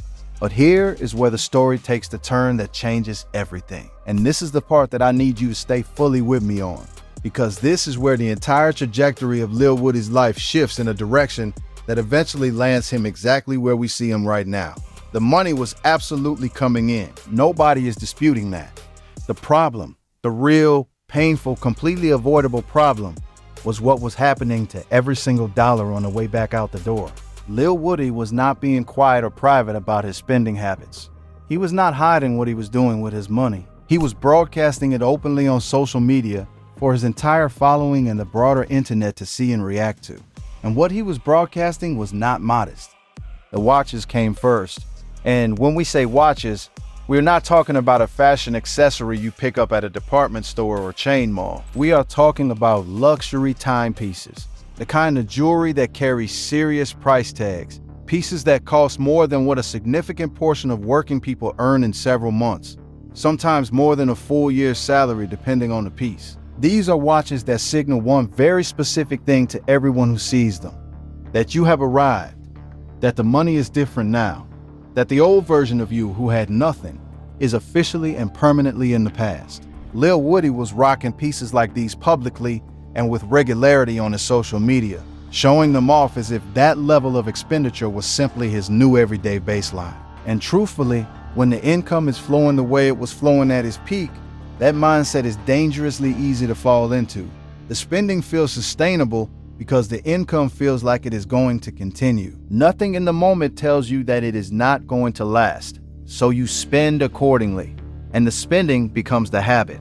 Then came the cars. And this is honestly where the hindsight becomes the most painful to sit with. Lil Woody was pulling up in custom vehicles, clean, head-turning whips, Dodge Challengers sitting exactly right, the kind of car that draws eyes and cameras the moment it rolls into any parking lot or any block. In the culture, what you drive communicates something. It tells a story about where you stand, how far you have come, and what kind of life you are currently living. And for somebody who came up the way Lil Woody came up, out of Memphis, out of an environment where having nothing was a very real and very close possibility, pulling up in a car like that is not just a purchase. It is a statement. It is evidence. It is something tangible you can point to as proof of how far you have traveled from where you started. But no amount of cultural context or personal significance changes the cold financial reality of what a car actually does to your money over time. Cars depreciate the moment they leave the dealership lot. They keep losing value every single year after that. They require insurance payments every month without exception. They require maintenance and service and occasional repairs that can get expensive fast. They require fuel on a regular basis. A car is not building your net worth while it sits in your driveway looking impressive. It is draining your resources consistently, quietly, and without pause, every single month. And Lil Woody was not managing the cost of one car. He had multiple, but here is the real damage. And this is the part of the story that goes beyond just expensive taste or flashy purchases. The deeper issue is not what was being bought. The deeper and far more consequential issue is what was not being built at the exact same time the buying was happening. There's no credible report, no account from anyone inside that world, no evidence whatsoever of Lil Woody making any kind of structured or intentional financial investment during his peak earning years. No real estate being acquired, no business ventures being funded or launched, no investment vehicles of any kind being put to work in the background, no financial infrastructure being constructed that would continue generating income once the appearance fees slowed down or stopped entirely. No one apparently in his inner circle was sitting him down and having that hard, real, necessary conversation, the one that goes, "This is great right now, but what are we building with this? What is going to still be standing when this wave inevitably recedes?" Because it will recede. Everything does. In the viral personality and content appearance space, the wave ending is not a matter of if, it is a matter of when. The platforms always eventually move on. The algorithms always shift their weight in new directions. The audiences always migrate toward whoever is generating the most energy in the current news cycle. And the person who was the most in-demand name in the room in 1 year can become a distant memory in 2 years, and the transition happens faster than anyone riding the wave ever wants to believe is possible when they are at the top of it. The people who survive that transition with their lives and their finances intact are the ones who use the good years to build income streams that do not require them to be famous or actively booked to keep running. Real estate generating rental income, businesses that operate independently, investments compounding in the background, something that bridges the gap between the peak and whatever comes next. Lil Woody never built any of that. He built the lifestyle. And when the income that was sustaining the lifestyle began contracting, the lifestyle could not contract fast enough to keep pace with the new financial reality. The watches were already purchased. The cars were already on the road eating money every month. The money was already out the door, and there was no foundation underneath any of it to absorb the impact of what was coming. Now let us talk about how the actual slowdown went down, because the decline did not arrive in one dramatic, obvious moment. It never does when this happens. It crept in quietly, subtle at first, easy to rationalize, easy to tell yourself that it was just a slow period, that the phone would start ringing again, that another booking was right around the corner, and then one day, the truth of the situation became impossible to rationalize away. The wave started dying down the way internet waves always die down, slowly at first and then all at once. The bookings started coming in with less frequency. The platforms that used to reach out to him on a consistent basis started shifting their energy and their budgets toward newer faces and fresher personalities, toward whoever was generating the most buzz in the current cycle. That is just how this ecosystem functions. It is always hungry for something new. It is always moving forward toward whatever is creating the most heat right now. And in that constant forward motion, whoever is not actively generating new heat gets left behind. That is not a personal judgment, and it is not a conspiracy. That is simply the indifferent, relentless mechanics of the attention economy. The shows stopped booking him with the same urgency. The podcast circuit moved on to whoever was moving the most numbers at that particular time. The interview requests became increasingly infrequent. And here is the brutal reality of what that means when you have no financial cushion underneath you. Every single reduction in bookings registers immediately and directly in your day-to-day life. There is no buffer between the income slowing down and the consequences of it slowing down. There is no employer absorbing the gap while you figure out your next move. There is no savings account bridging you from one opportunity to the next. Lil Woody was a freelancer in a market where the demand for his specific product began to shrink, and he had nothing stacked away from the peak years to soften what that shrinkage actually felt like in real life. The financial pressure started building, and when that kind of pressure builds with no foundation underneath you, it does not take long before it becomes undeniable in public. The phone was not ringing the way it used to ring. The checks were not coming in the way they used to come in, and the lifestyle that was built on those checks, the cars, the watches, the image, was still costing money every single month regardless of whether any new income was coming in to cover it. And then came the Instagram story, the moment that the internet stopped scrolling to look at. Not to be entertained, not to share something funny, he said, but because what they were watching was something uncomfortable and deeply human and genuinely hard to look away from. On the same platform where the cars were once flexed, where the jewelry was shown off, where the come-up was documented for the world to witness and celebrate, Lil Woody was asking his fans for work, not announcing a new project, not dropping a collaboration, asking his fan base directly if they needed their grass cut, their trash taken out, any odd job, anything at all, just to bring in a few dollars. That was the actual and literal ask that went up on his Instagram story for everyone who followed him to see. Manual labor, from a man who used to get paid thousands of dollars just to show up somewhere and be himself. Let that fully sink in. A man who once had entire platforms competing to book him. A man whose laugh alone could make a clip go viral. A man whose energy was so genuinely valuable that creators were strategizing just to get access to it. Was asking his own community if they had any yard work available. The contrast between those two realities is not just painful to witness. The contrast between those two realities is the entire lesson of this story packaged in a single moment. Here is what needs to be said out loud, because this is the part of the story that actually matters beyond just the drama of the situation. None of this had to go this way. This was not inevitable. This was not the result of some external force or industry conspiracy or bad luck arriving out of nowhere. Lil Woody was not robbed. He was not set up to fail by some behind-the-scenes power structure. He was not the victim of anything except the absence of a financial plan during the years when having one would have changed everything. He had real opportunity, he had real income, he had a window into sustained financial security that a significant portion of people in his position never even get to look through. What was missing was the wisdom to know what to do with it while it was there. And that wisdom is not something that comes automatically just because the money arrives. It has to be sought. It has to be taught. It has to be surrounded by the right people who will push back when the spending gets reckless and demand accountability when the plan is being ignored. For anyone watching this who might not be fully familiar with how the economics of this space actually work, let me break it down simply. When your entire income comes from bookings and appearances, you are operating as a freelancer. No matter how large the checks are during your peak, you are still a freelancer.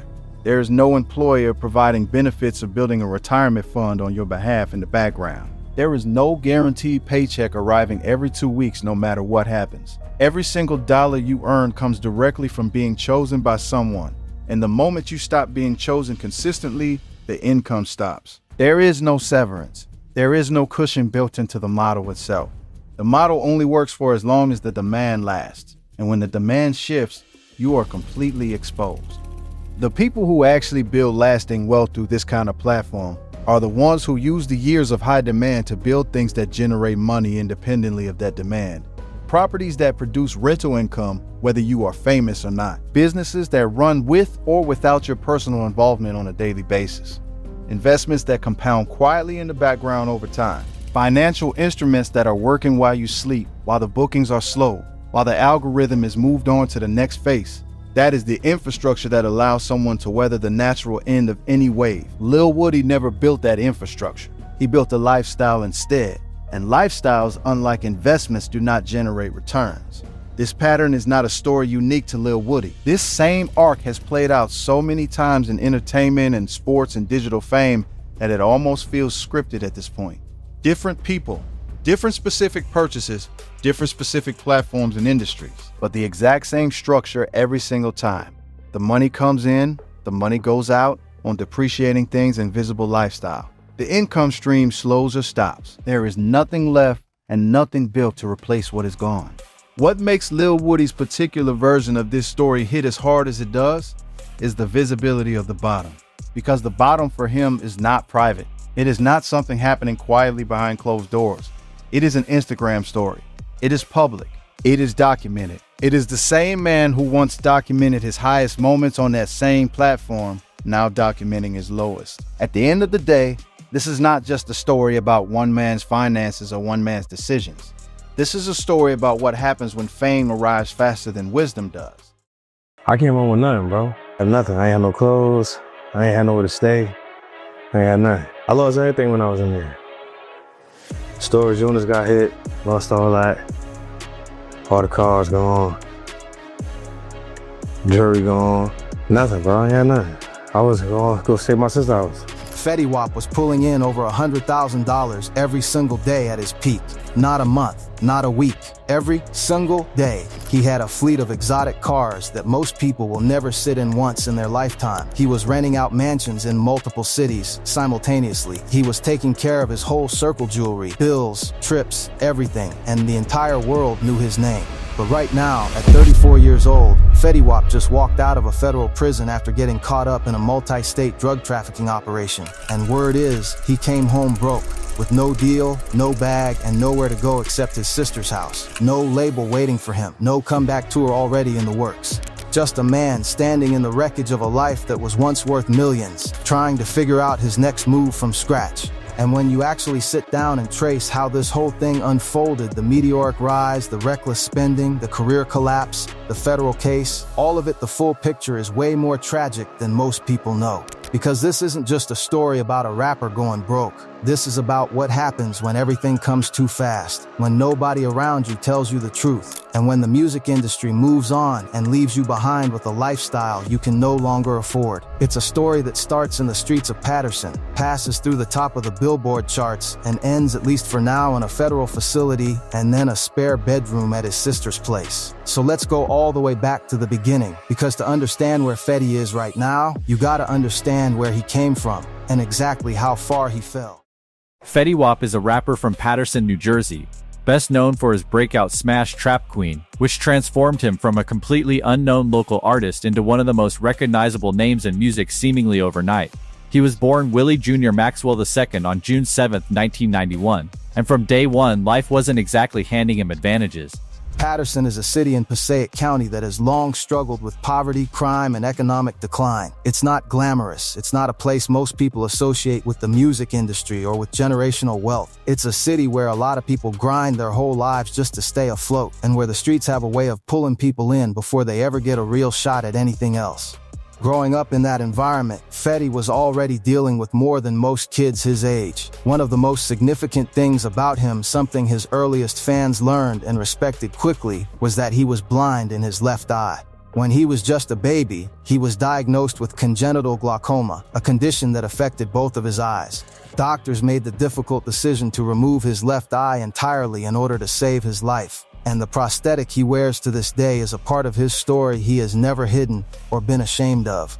Growing up visually impaired in a tough city, looking physically different from the kids around you, that's a weight to carry. But by all accounts, Fetty carried it without making it an excuse. If anything, it hardened him and gave him a perspective that a lot of people his age simply didn't have.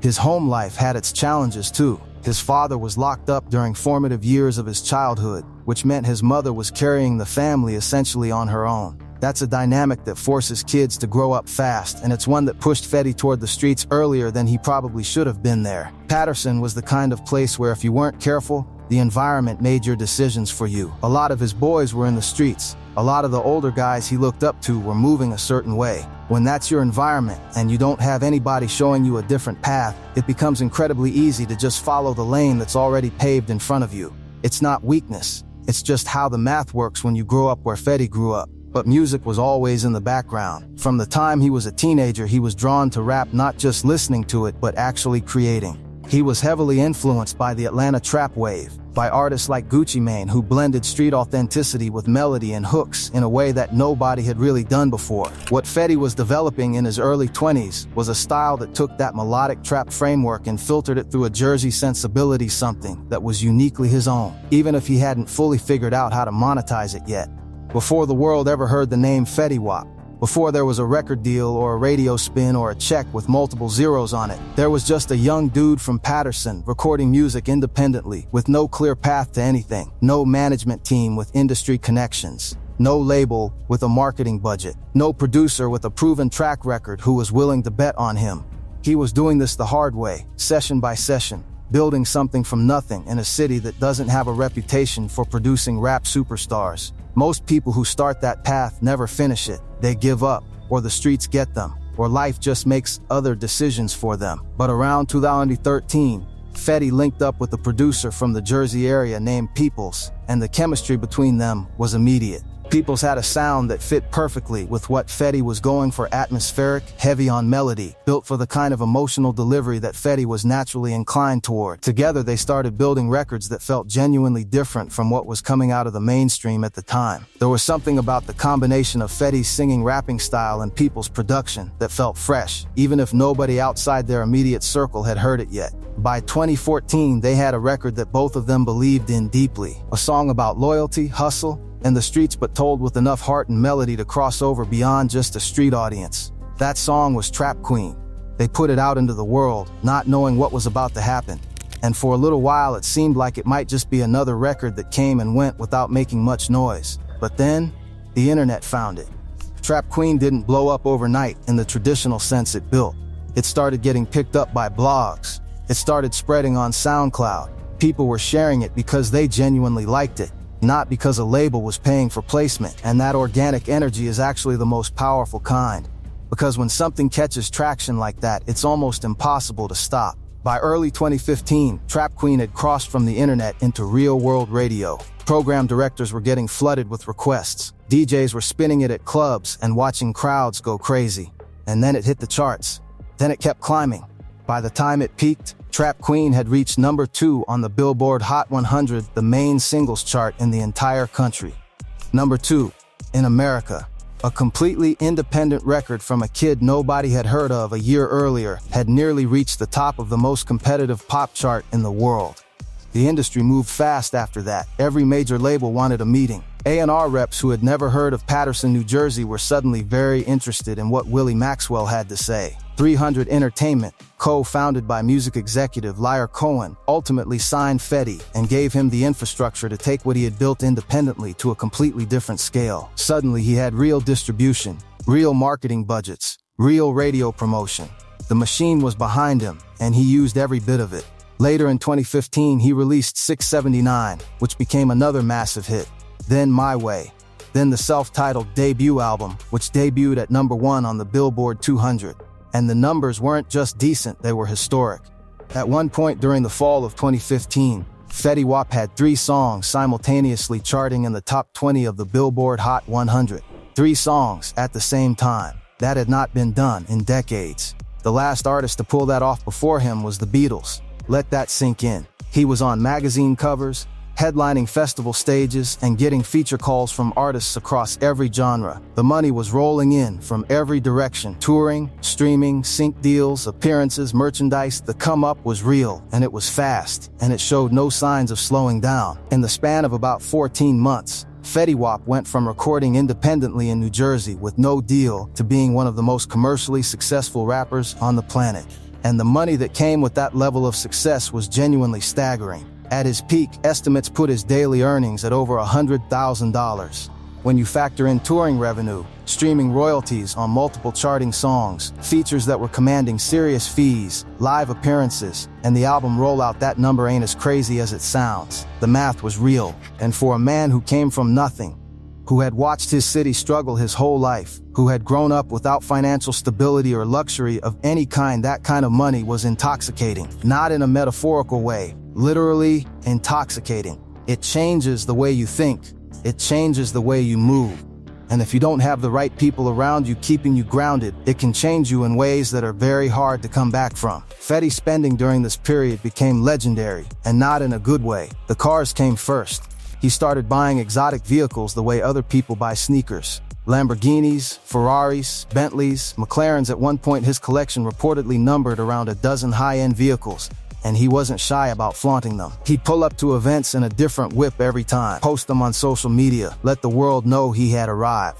For a moment, nobody could really blame him for enjoying what he built. But then the spending got more structural, meaning the expenses started building up in ways that went beyond one-time purchases. Fetty started renting out luxury properties in multiple cities at the same time, not buying, renting. He had spots in New Jersey, New York, and Atlanta that he was paying rent on simultaneously, many of which he wasn't even staying in on a consistent basis. When you're doing $100,000 a day, that kind of overhead feels manageable, but monthly rent on multiple high-end properties adds up to serious money, and unlike a car you could theoretically sell, you ain't getting that rent money back. He was also spending heavily on the people around him, and this is actually the most complicated part of his peak era, because Fetty's generosity was real. People who were close to him during that time consistently say that he wasn't performing for the cameras. He genuinely wanted to take care of his people. He was covering bills for family members, buying jewelry for his boys, taking his whole crew on trips, throwing events, making sure everybody around him ate well. When you come from nothing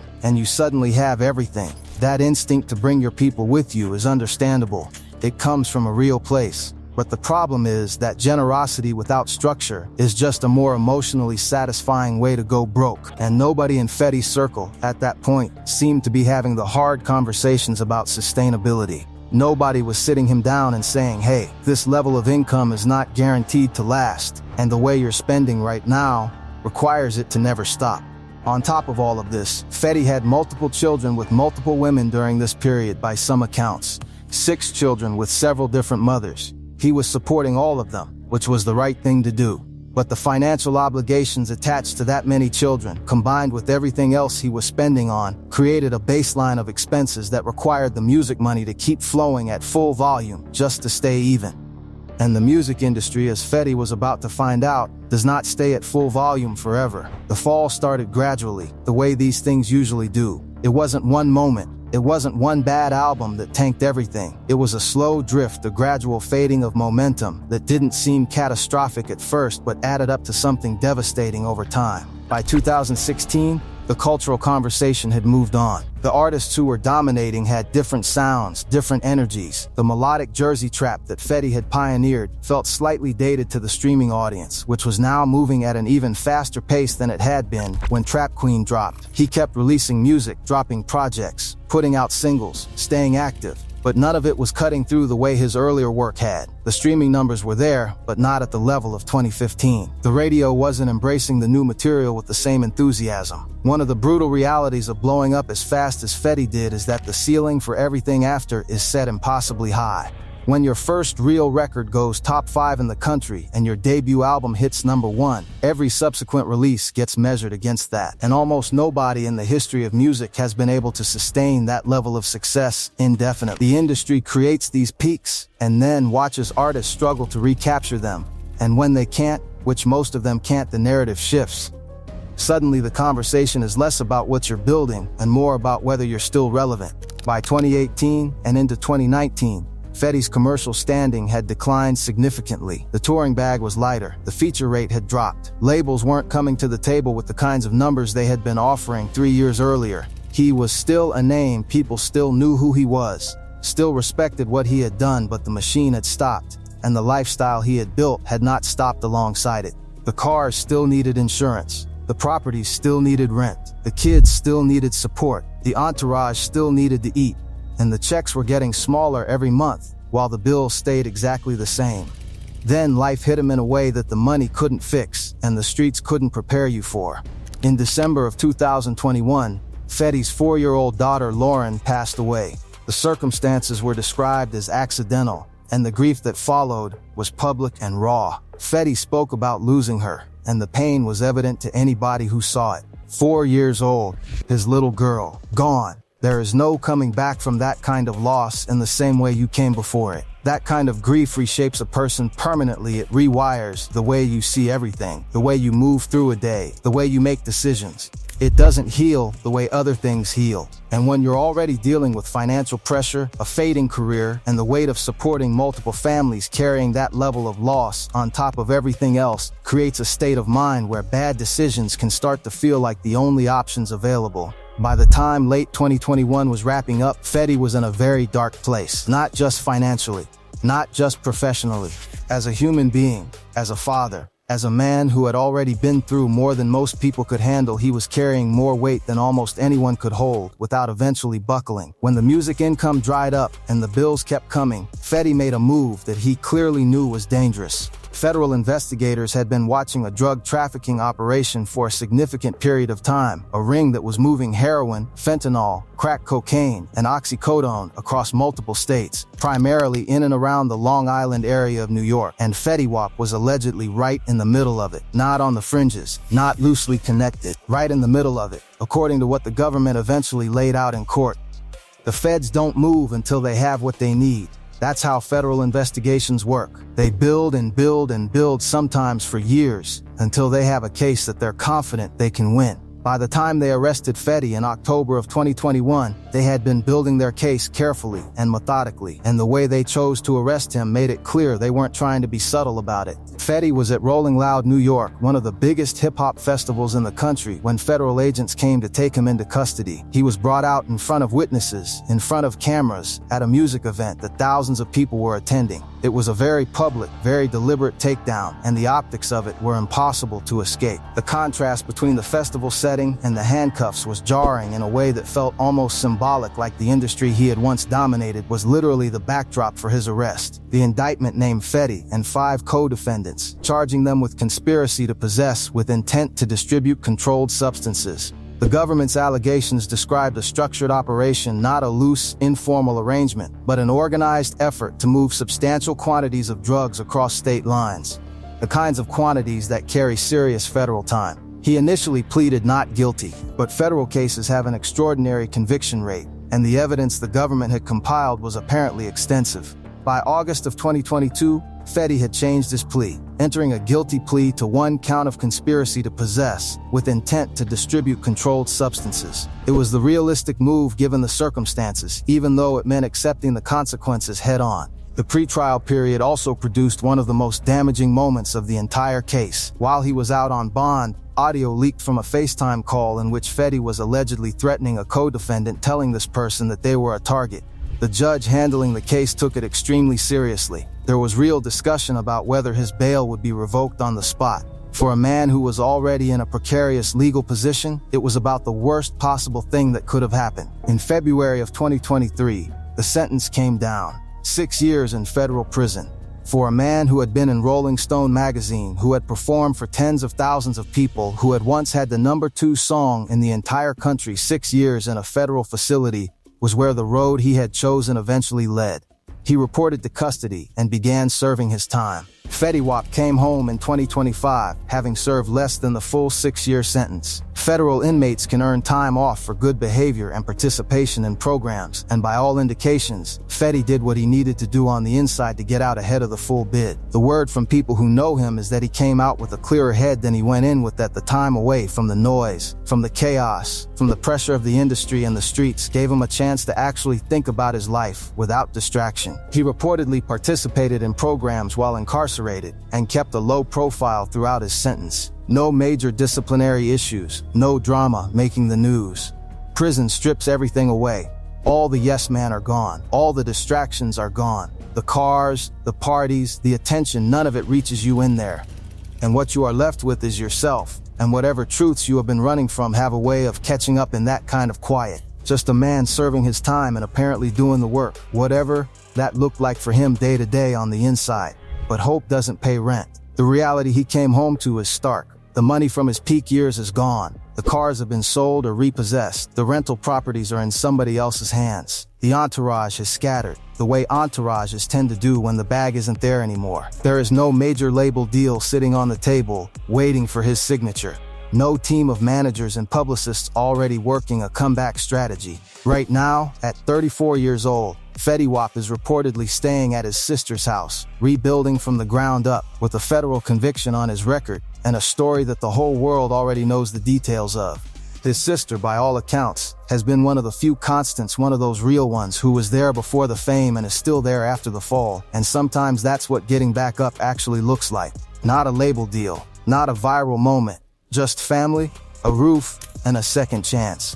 What Fetty Wap accomplished at his peak deserves to be acknowledged clearly and without qualification, because it really was remarkable. A young man from Paterson, New Jersey, a city with no real pipeline to the music industry, no infrastructure for launching superstars, built something entirely on his own talent, his own hunger, and his own belief in a sound that nobody else was making. He did it without the traditional cosigns. He did it as a man who had been visually impaired from childhood, who had grown up without his father in the house, who had come from a neighborhood that had a way of making people disappear before they ever got a shot. Trap Queen is still a song that makes people feel something when it comes on. It still gets played at parties. People who were in middle school when it dropped still know every word. That kind of staying power doesn't happen by accident. That doesn't go away. But the tragedy of Fetty's story is that it really did not have to end up here. The money was there. The opportunities were there. What wasn't there, or at least wasn't there strongly enough, was the financial literacy, the discipline, and the honest support system that could have protected him from the decisions he made when things got hard. He needed people around him who would tell him the truth when he was renting 4 properties he didn't need and buying cars when the streams were slowing down. He needed guidance that went beyond just cashing checks and keeping the vibe alive. The loss of his daughter Lauren in 2021 is the part of this story that deserves more space than it typically gets. Because whatever you think about the drug case, whatever conclusions you draw about his financial choices, a man losing his 4-year-old daughter is a pain that exists on a completely different level than any career conversation. That loss is permanent. And facing it while simultaneously watching a life unravel financially and legally is more than most human beings could handle without making some very bad decisions. At 34, Fetty still has runway. He's not done. There are artists who have come back from federal cases, from financial ruin, from being completely written off and rebuilt meaningful careers and meaningful lives. Whether Fetty is one of those artists, whether this is the bottom before a new chapter begins, is something only he can determine now.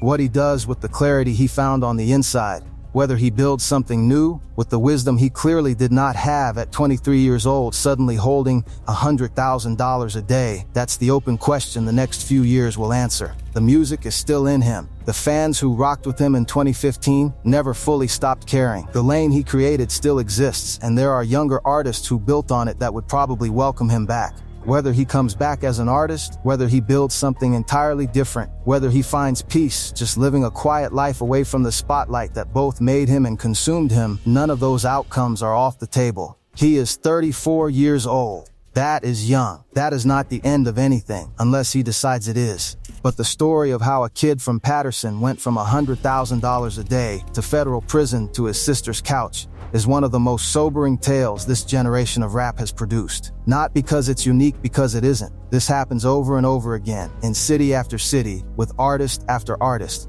The music industry creates these moments of extraordinary wealth and fame around young people who have never had either, hands them a check with no instruction manual, and then moves on to the next thing.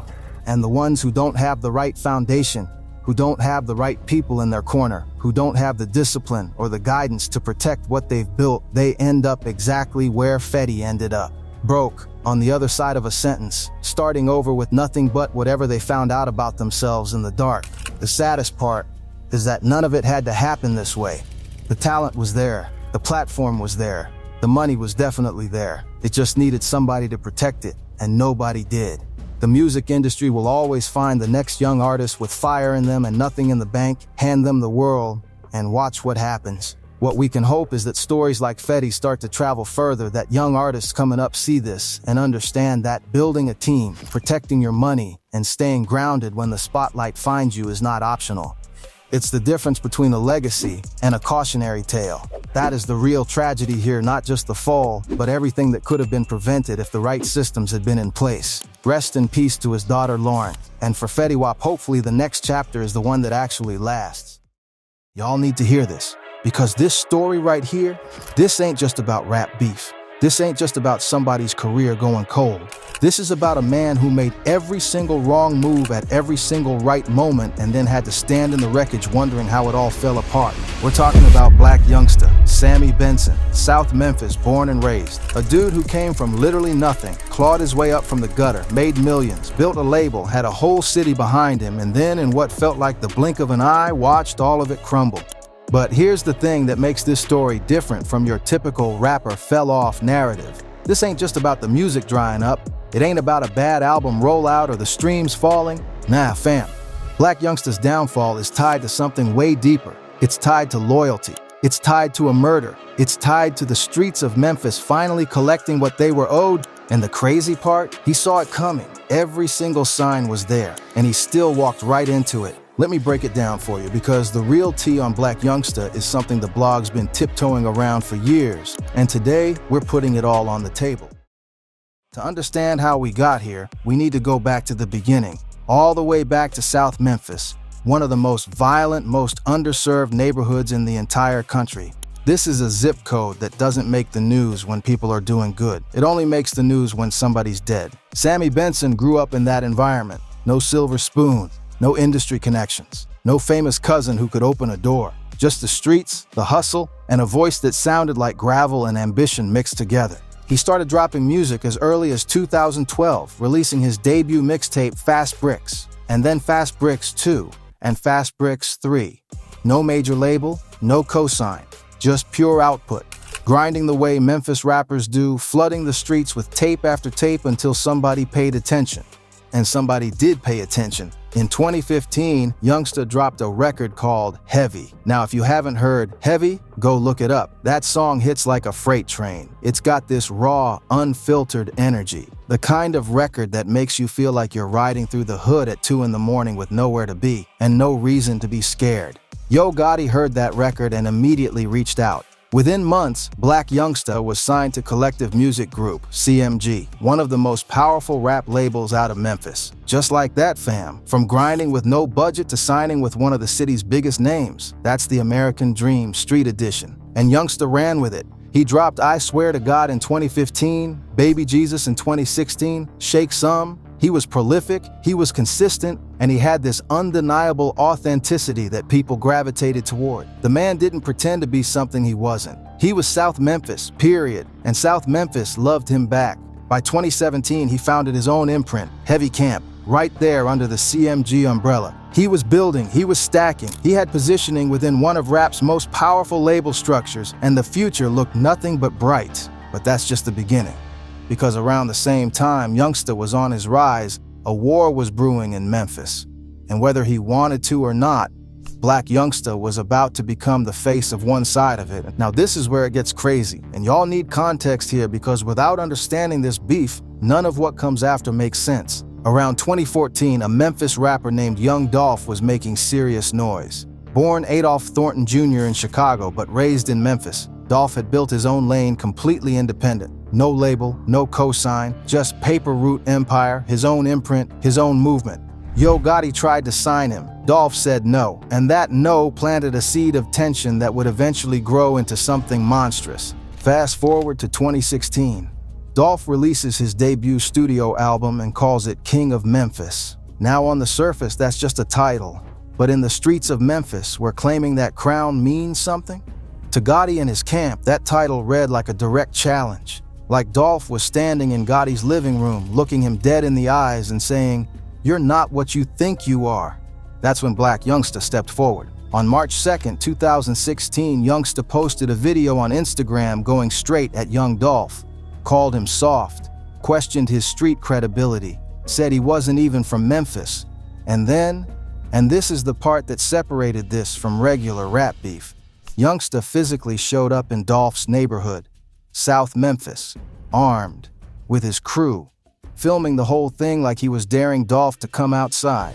That ain't internet beef, gang, that's a declaration. He dropped a diss track called Shake Some shortly after. Bars talking about Mac 11S, extended clips 100 rounds, telling Dolph to lay low, calling him a fraud in his own city. The song had energy, no cap, but it also escalated something that was already dangerously hot. Then came February 2017. Here's where it gets real. Dolph was in Charlotte, North Carolina for a performance connected to a college basketball tournament. On February 25th, his vehicle, while he was inside, was hit by gunfire. Over 100 rounds were fired into that car, fam. 100 rounds. Several months ago in North Carolina, young Dolph's SUV was shot at 100 times, but he wasn't in it. Witnesses heard the shots here in Hollywood, and nearby security video captured a person running from an SUV. The only reason young Dolph is not dead that day is because his vehicle was bulletproof. Black Youngsta, along with 2 other men, was arrested in connection with the shooting. The charges, 6 felony counts of discharging a weapon into occupied property plus conspiracy. That is a serious, life-altering charge. And this is where the story gets complicated. The charges were eventually dropped. Earlier this year, 100 bullets were fired into young Dolph's SUV, and 3 months later, police have pinned Memphis rapper Black Youngsta for his alleged involvement. Authorities have revealed that the van used to shoot up Dolph's bulletproof SUV in February was rented by Youngsta, whose associates later turned themselves over to the Mecklenburg County Sheriff's Office, where they were then charged with 6 counts each of discharging a weapon into occupied property and felony conspiracy. The Charlotte District Attorney said there was 0 evidence placing Youngsta in the actual car that did the shooting. He had an alibi. He said he was in Durham at the time. So the case died. Youngsta walked. Dolph survived, and somehow Memphis kept spinning. But here's what really happened in the aftermath of all that. The relationship between these 2 men never healed. The shots fired that night in Charlotte, literally and figuratively, left scars that no drop charge could erase. Dolph kept building, kept winning, kept being the independent king that he always said he was. And Youngsta, he kept riding for CMG, kept being the soldier, kept barking. The 2 of them never fully stopped circling each other. It was the kind of beef where neither side was ever fully done, even when the music quieted down. Real recognized real, and in Memphis, the real ones knew this wasn't over. Not even close. At 1:05 p.m. on November 17th, 2021, everything changed. Young Dolph pulled up to Makita's Cookies, a bakery in his own neighborhood in Memphis, the kind of spot he supported because he believed in putting money back into the community he came from. He was doing what he always did, moving through the city, being present, being real. 2 men walked in and opened fire. Adolph Thornton Jr., young Dolph, was pronounced dead. He was 36 years old. He left behind a partner, a family, and one of the most genuine and respected legacies Memphis rap had ever seen. Rapper Young Dolph was shot and killed at a bakery today. Young Dolph, whose real name is Adolph Robert Thornton Jr., was reportedly buying cookies at this bakery in his hometown when someone drove up and shot him. He was expected to give out turkeys for Thanksgiving on Friday. A county commissioner called his death gut-wrenching. The whole hip-hop world went into shock. Memphis went into mourning. The internet broke. Tributes poured in from every corner of the culture. This was not just the loss of a rapper. This was the loss of a symbol. Dolph represented everything about staying independent, staying authentic, staying true to where you came from while never letting the streets define your ceiling. Now, where was Black Youngsta during all of this? He went silent for a minute, and people noticed. But here's where it gets crazy, and where Youngsta's downfall started picking up serious speed. Within days of Dolph's murder, Black Youngsta performed at a concert in Dallas. And in that performance, he performed Shake Some, his diss track against young Dolph, the same man who had just been shot dead in his own neighborhood. The internet went absolutely insane. People couldn't believe it. Even those who knew the history between the 2 men, even those who understood that beef is real in Memphis streets, the optics were catastrophic. You don't pull out a diss track against a man who just got murdered. That's not a street politics move. That's not loyalty. To most people watching, that looked like something else entirely, something much darker. But Youngsta didn't stop there. He dropped a song called I'm Assuming. And the video? The video shows Youngsta walking through a cemetery, stopping at a gravestone. The name on the stone reads Thornton, Young Dolph's government last name, front and center for the camera. The backlash was nuclear, no cap. Fans, peers, artists across the industry. Everyone had something to say. The narrative wrote itself. Black Youngsta was celebrating a dead man. Whether that was the intent or not, it didn't matter. In the court of public opinion, he was convicted instantly. Youngsta tried to defend himself. He went on Instagram and said he came from South Memphis where there's no sympathy and he didn't care what the world thought. He said he wasn't going to act like something he wasn't. And on some level, you can respect a man who doesn't put on a mask. But fam, there's a difference between being real and being reckless. And in that moment, Youngsta couldn't see the line he was crossing.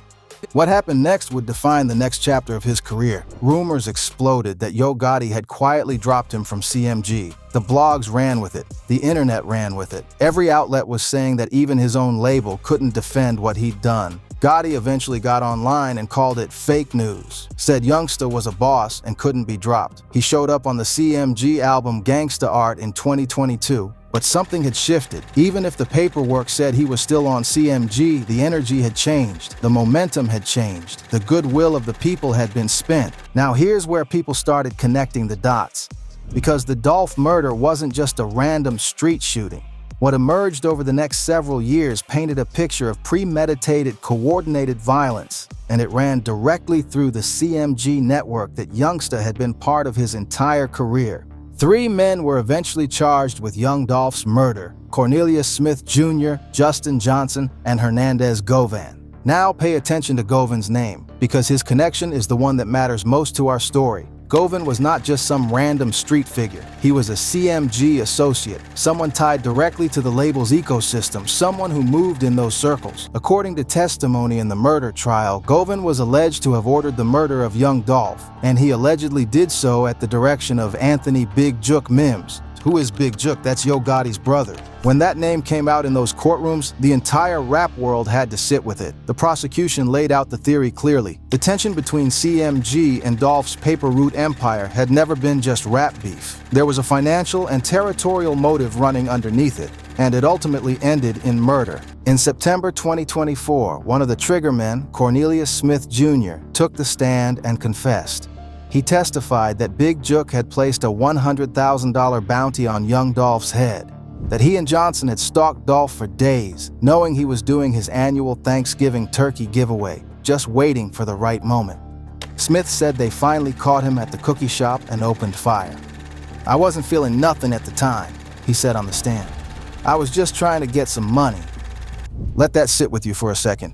A man was killed over $100,000 split 3 ways. A man who had rejected a label deal years ago. A man whose entire legacy was built on being untouchable by the industry. And they still reached him. Justin Johnson was found guilty on all counts in September 2024 and sentenced to life in prison. Hernandez Govan went to trial in 2025 and was ultimately acquitted, a verdict that shocked Memphis and sent waves through the culture. Now here's the real tea that doesn't get discussed enough. Where does Black Youngsta fit into all of this? Let's be clear. Youngsta was never charged in connection with Dolph's 2021 murder. The man who was charged is Hernandez Govan. The triggermen are Johnson and Smith. There is no indictment against Youngsta. That needs to be stated plainly. But the streets don't operate on indictments. They operate on proximity, on association, on who was in what room at what time. And the fact that Youngsta had been the most visible soldier in the CMG Dolph war for years. The diss tracks, the Instagram threats, the Charlotte shooting arrest meant that when the full picture of Dolph's murder came into focus, Youngsta's name was attached to the shadow of it, whether he wanted it to be or not. People weren't just asking who pulled the trigger. They were asking who made the climate that made the trigger possible. And that question had Black Youngsta's name all over it. But wait, it gets worse. Because while Youngsta was already navigating the fallout of Dolph's death and the growing shadow of the murder trial, his personal life was being carved apart too. On August 18, 2023, at a BP gas station on South Parkway East in Memphis, a man was shot and killed. Reports quickly confirmed what Youngsta's circle already knew. The victim was his brother. Think about that for a second, fam. No matter how hard you are, no matter how many diss tracks you've dropped or how many times you've claimed nothing can touch you, when your brother gets murdered in your city, everything stops. Everything. This was not the first sibling Youngsta had lost to the streets of Memphis. Over the course of his rise, he lost multiple brothers to violence. Multiple. This is a man who has felt that knock on the door more than once, who has sat in hospitals or received phone calls that no human being should have to receive. The irony is brutal, and it is not lost on anyone paying attention. Black Youngsta had spent years being the loudest voice in a beef that ended in murder. He dropped diss tracks and walked through a dead man's cemetery on camera. And while he was doing all of that, his own family members were being taken by the same streets he claimed to represent. The streets giveth and the streets taketh away, and Memphis wasn't done taking. People in the comments were showing dolphin emojis on posts about his brother's death. That's how deep the animosity had gotten. No matter how you feel about beef, a man losing his brother should draw some basic human empathy. But Youngsta had burned so much goodwill that even in his most vulnerable moment, a portion of the public couldn't extend it. That's the price of the narrative he built. His music output slowed, his public presence faded, the energy shifted. This was a man who was clearly going through something real, and the world was watching without mercy. Now layer on top of all of this the legal issues that had been following Black Youngsta for years. Because this man was not operating with a clean slate while all of this was unfolding. In 2019, Youngsta and 3 friends were pulled over for running a red light in a GMC Yukon. Officers smelled marijuana. They searched the vehicle. What did they find? 3 pistols and marijuana. Youngsta was hit with felony possession of a prohibited weapon, specifically armor-piercing ammunition. That's not a light charge. That's the kind of charge that follows a man around, shows up every time he goes before a judge. Then in October 2020, during a routine traffic stop in Dallas, cops discovered a handgun between his legs while he was a passenger in a vehicle. He was charged with unlawfully carrying a weapon and booked into Dallas County Jail on a $5,000 bond. Another mark, another entry in the legal record, another moment where Youngsta's relationship with weapons put him in a county jumpsuit. He reportedly rejected a pre-trial diversion program for the Dallas case, betting on himself to beat it outright rather than take a quieter resolution. That case eventually got dismissed in August 2024. But here's what you have to understand about accumulating legal trouble as a rapper, fam. It's not just about jail time. Every arrest is a distraction. Every court date is money spent. Every charge, even ones that get dropped, becomes ammunition for prosecutors if you end up in front of them again. You are constantly fighting on multiple fronts, trying to make music, maintain your brand, manage a label, stay relevant. And you're also paying lawyers, attending hearings, and watching your name get attached to headlines that no publicist can spin into something positive. The weight of that, sustained over years, breaks people down. Not physically, mentally, strategically. It bends the arc of what could have been a legacy. And then came the move that confirmed what many had been speculating for years. Days before the Hernandez-Govan murder trial was set to begin in 2025, the trial of the man accused of orchestrating Young Dolph's death, Black Youngsta publicly announced that he was no longer with CMG. Let that timing sink in, gang. Not in a quiet moment, not in some off-season announcement. Right before the most explosive trial connected to his circle was about to put everything about CMG, Big Jook, and the Dolph beef back in the headlines. Right before the whole world was going to be watching Memphis and asking questions about who knew what and who was connected to whom. That's not a coincidence. That's a man reading the room and understanding that proximity to this trial, even indirect proximity, was a liability he could no longer afford to hold. Was the split mutual? Was it forced? Had it been building for years behind closed doors? We don't know all the details. What we do know is that the announcement came at a moment that spoke volumes without saying a single word. When you announce your departure from a label right before a murder trial involving that label's associates, you are not doing so by accident. You are creating distance. You are drawing a line. You are saying, as clearly as the streets will allow you to say it, I need to be seen separately from this. The internet didn't miss it. The timing was dissected on every platform. People were connecting the dots. Youngsta's beef with Dolph, the Charlotte shooting, Dolph's murder, the CMG associates charge, the trial incoming, and placing him at the center of a timeline that, while not criminally implicating him, absolutely spoke to the world he had operated in and the cost of that world. His departure from CMG wasn't just the end of a business relationship, it was the closing of a chapter. And for a lot of people watching, it felt like an admission, not of guilt, but of awareness. A man finally acknowledging that the orbit he'd been in had consequences he couldn't outrun forever. Here's something the music industry never fully reckons with. No cap, the streets have a long memory. And hip-hop fans, especially those who have personal connections to the stories being rapped about, they don't forget. When Black Youngsta was at his peak, he had a real following, the kind built on authenticity, on being raw and unfiltered and from somewhere real. Heavy hit because it was real. His energy hit because it was real. People believed in him because he wasn't manufactured. He was Sammy Benson from South Memphis, and he wore that on his chest every single day. But belief is a currency, fam, and Youngsta spin it. The cemetery video, the diss track performance after Dolph died, the years of open antagonism toward a man who was ultimately murdered. These things didn't just damage his image in the media, they damaged the relationship between him and the very fans who had elevated him in the first place. And then there's the younger generation of Memphis rap, because Memphis kept going after Dolph died. Key Glock, Dolph's cousin and protege, kept building.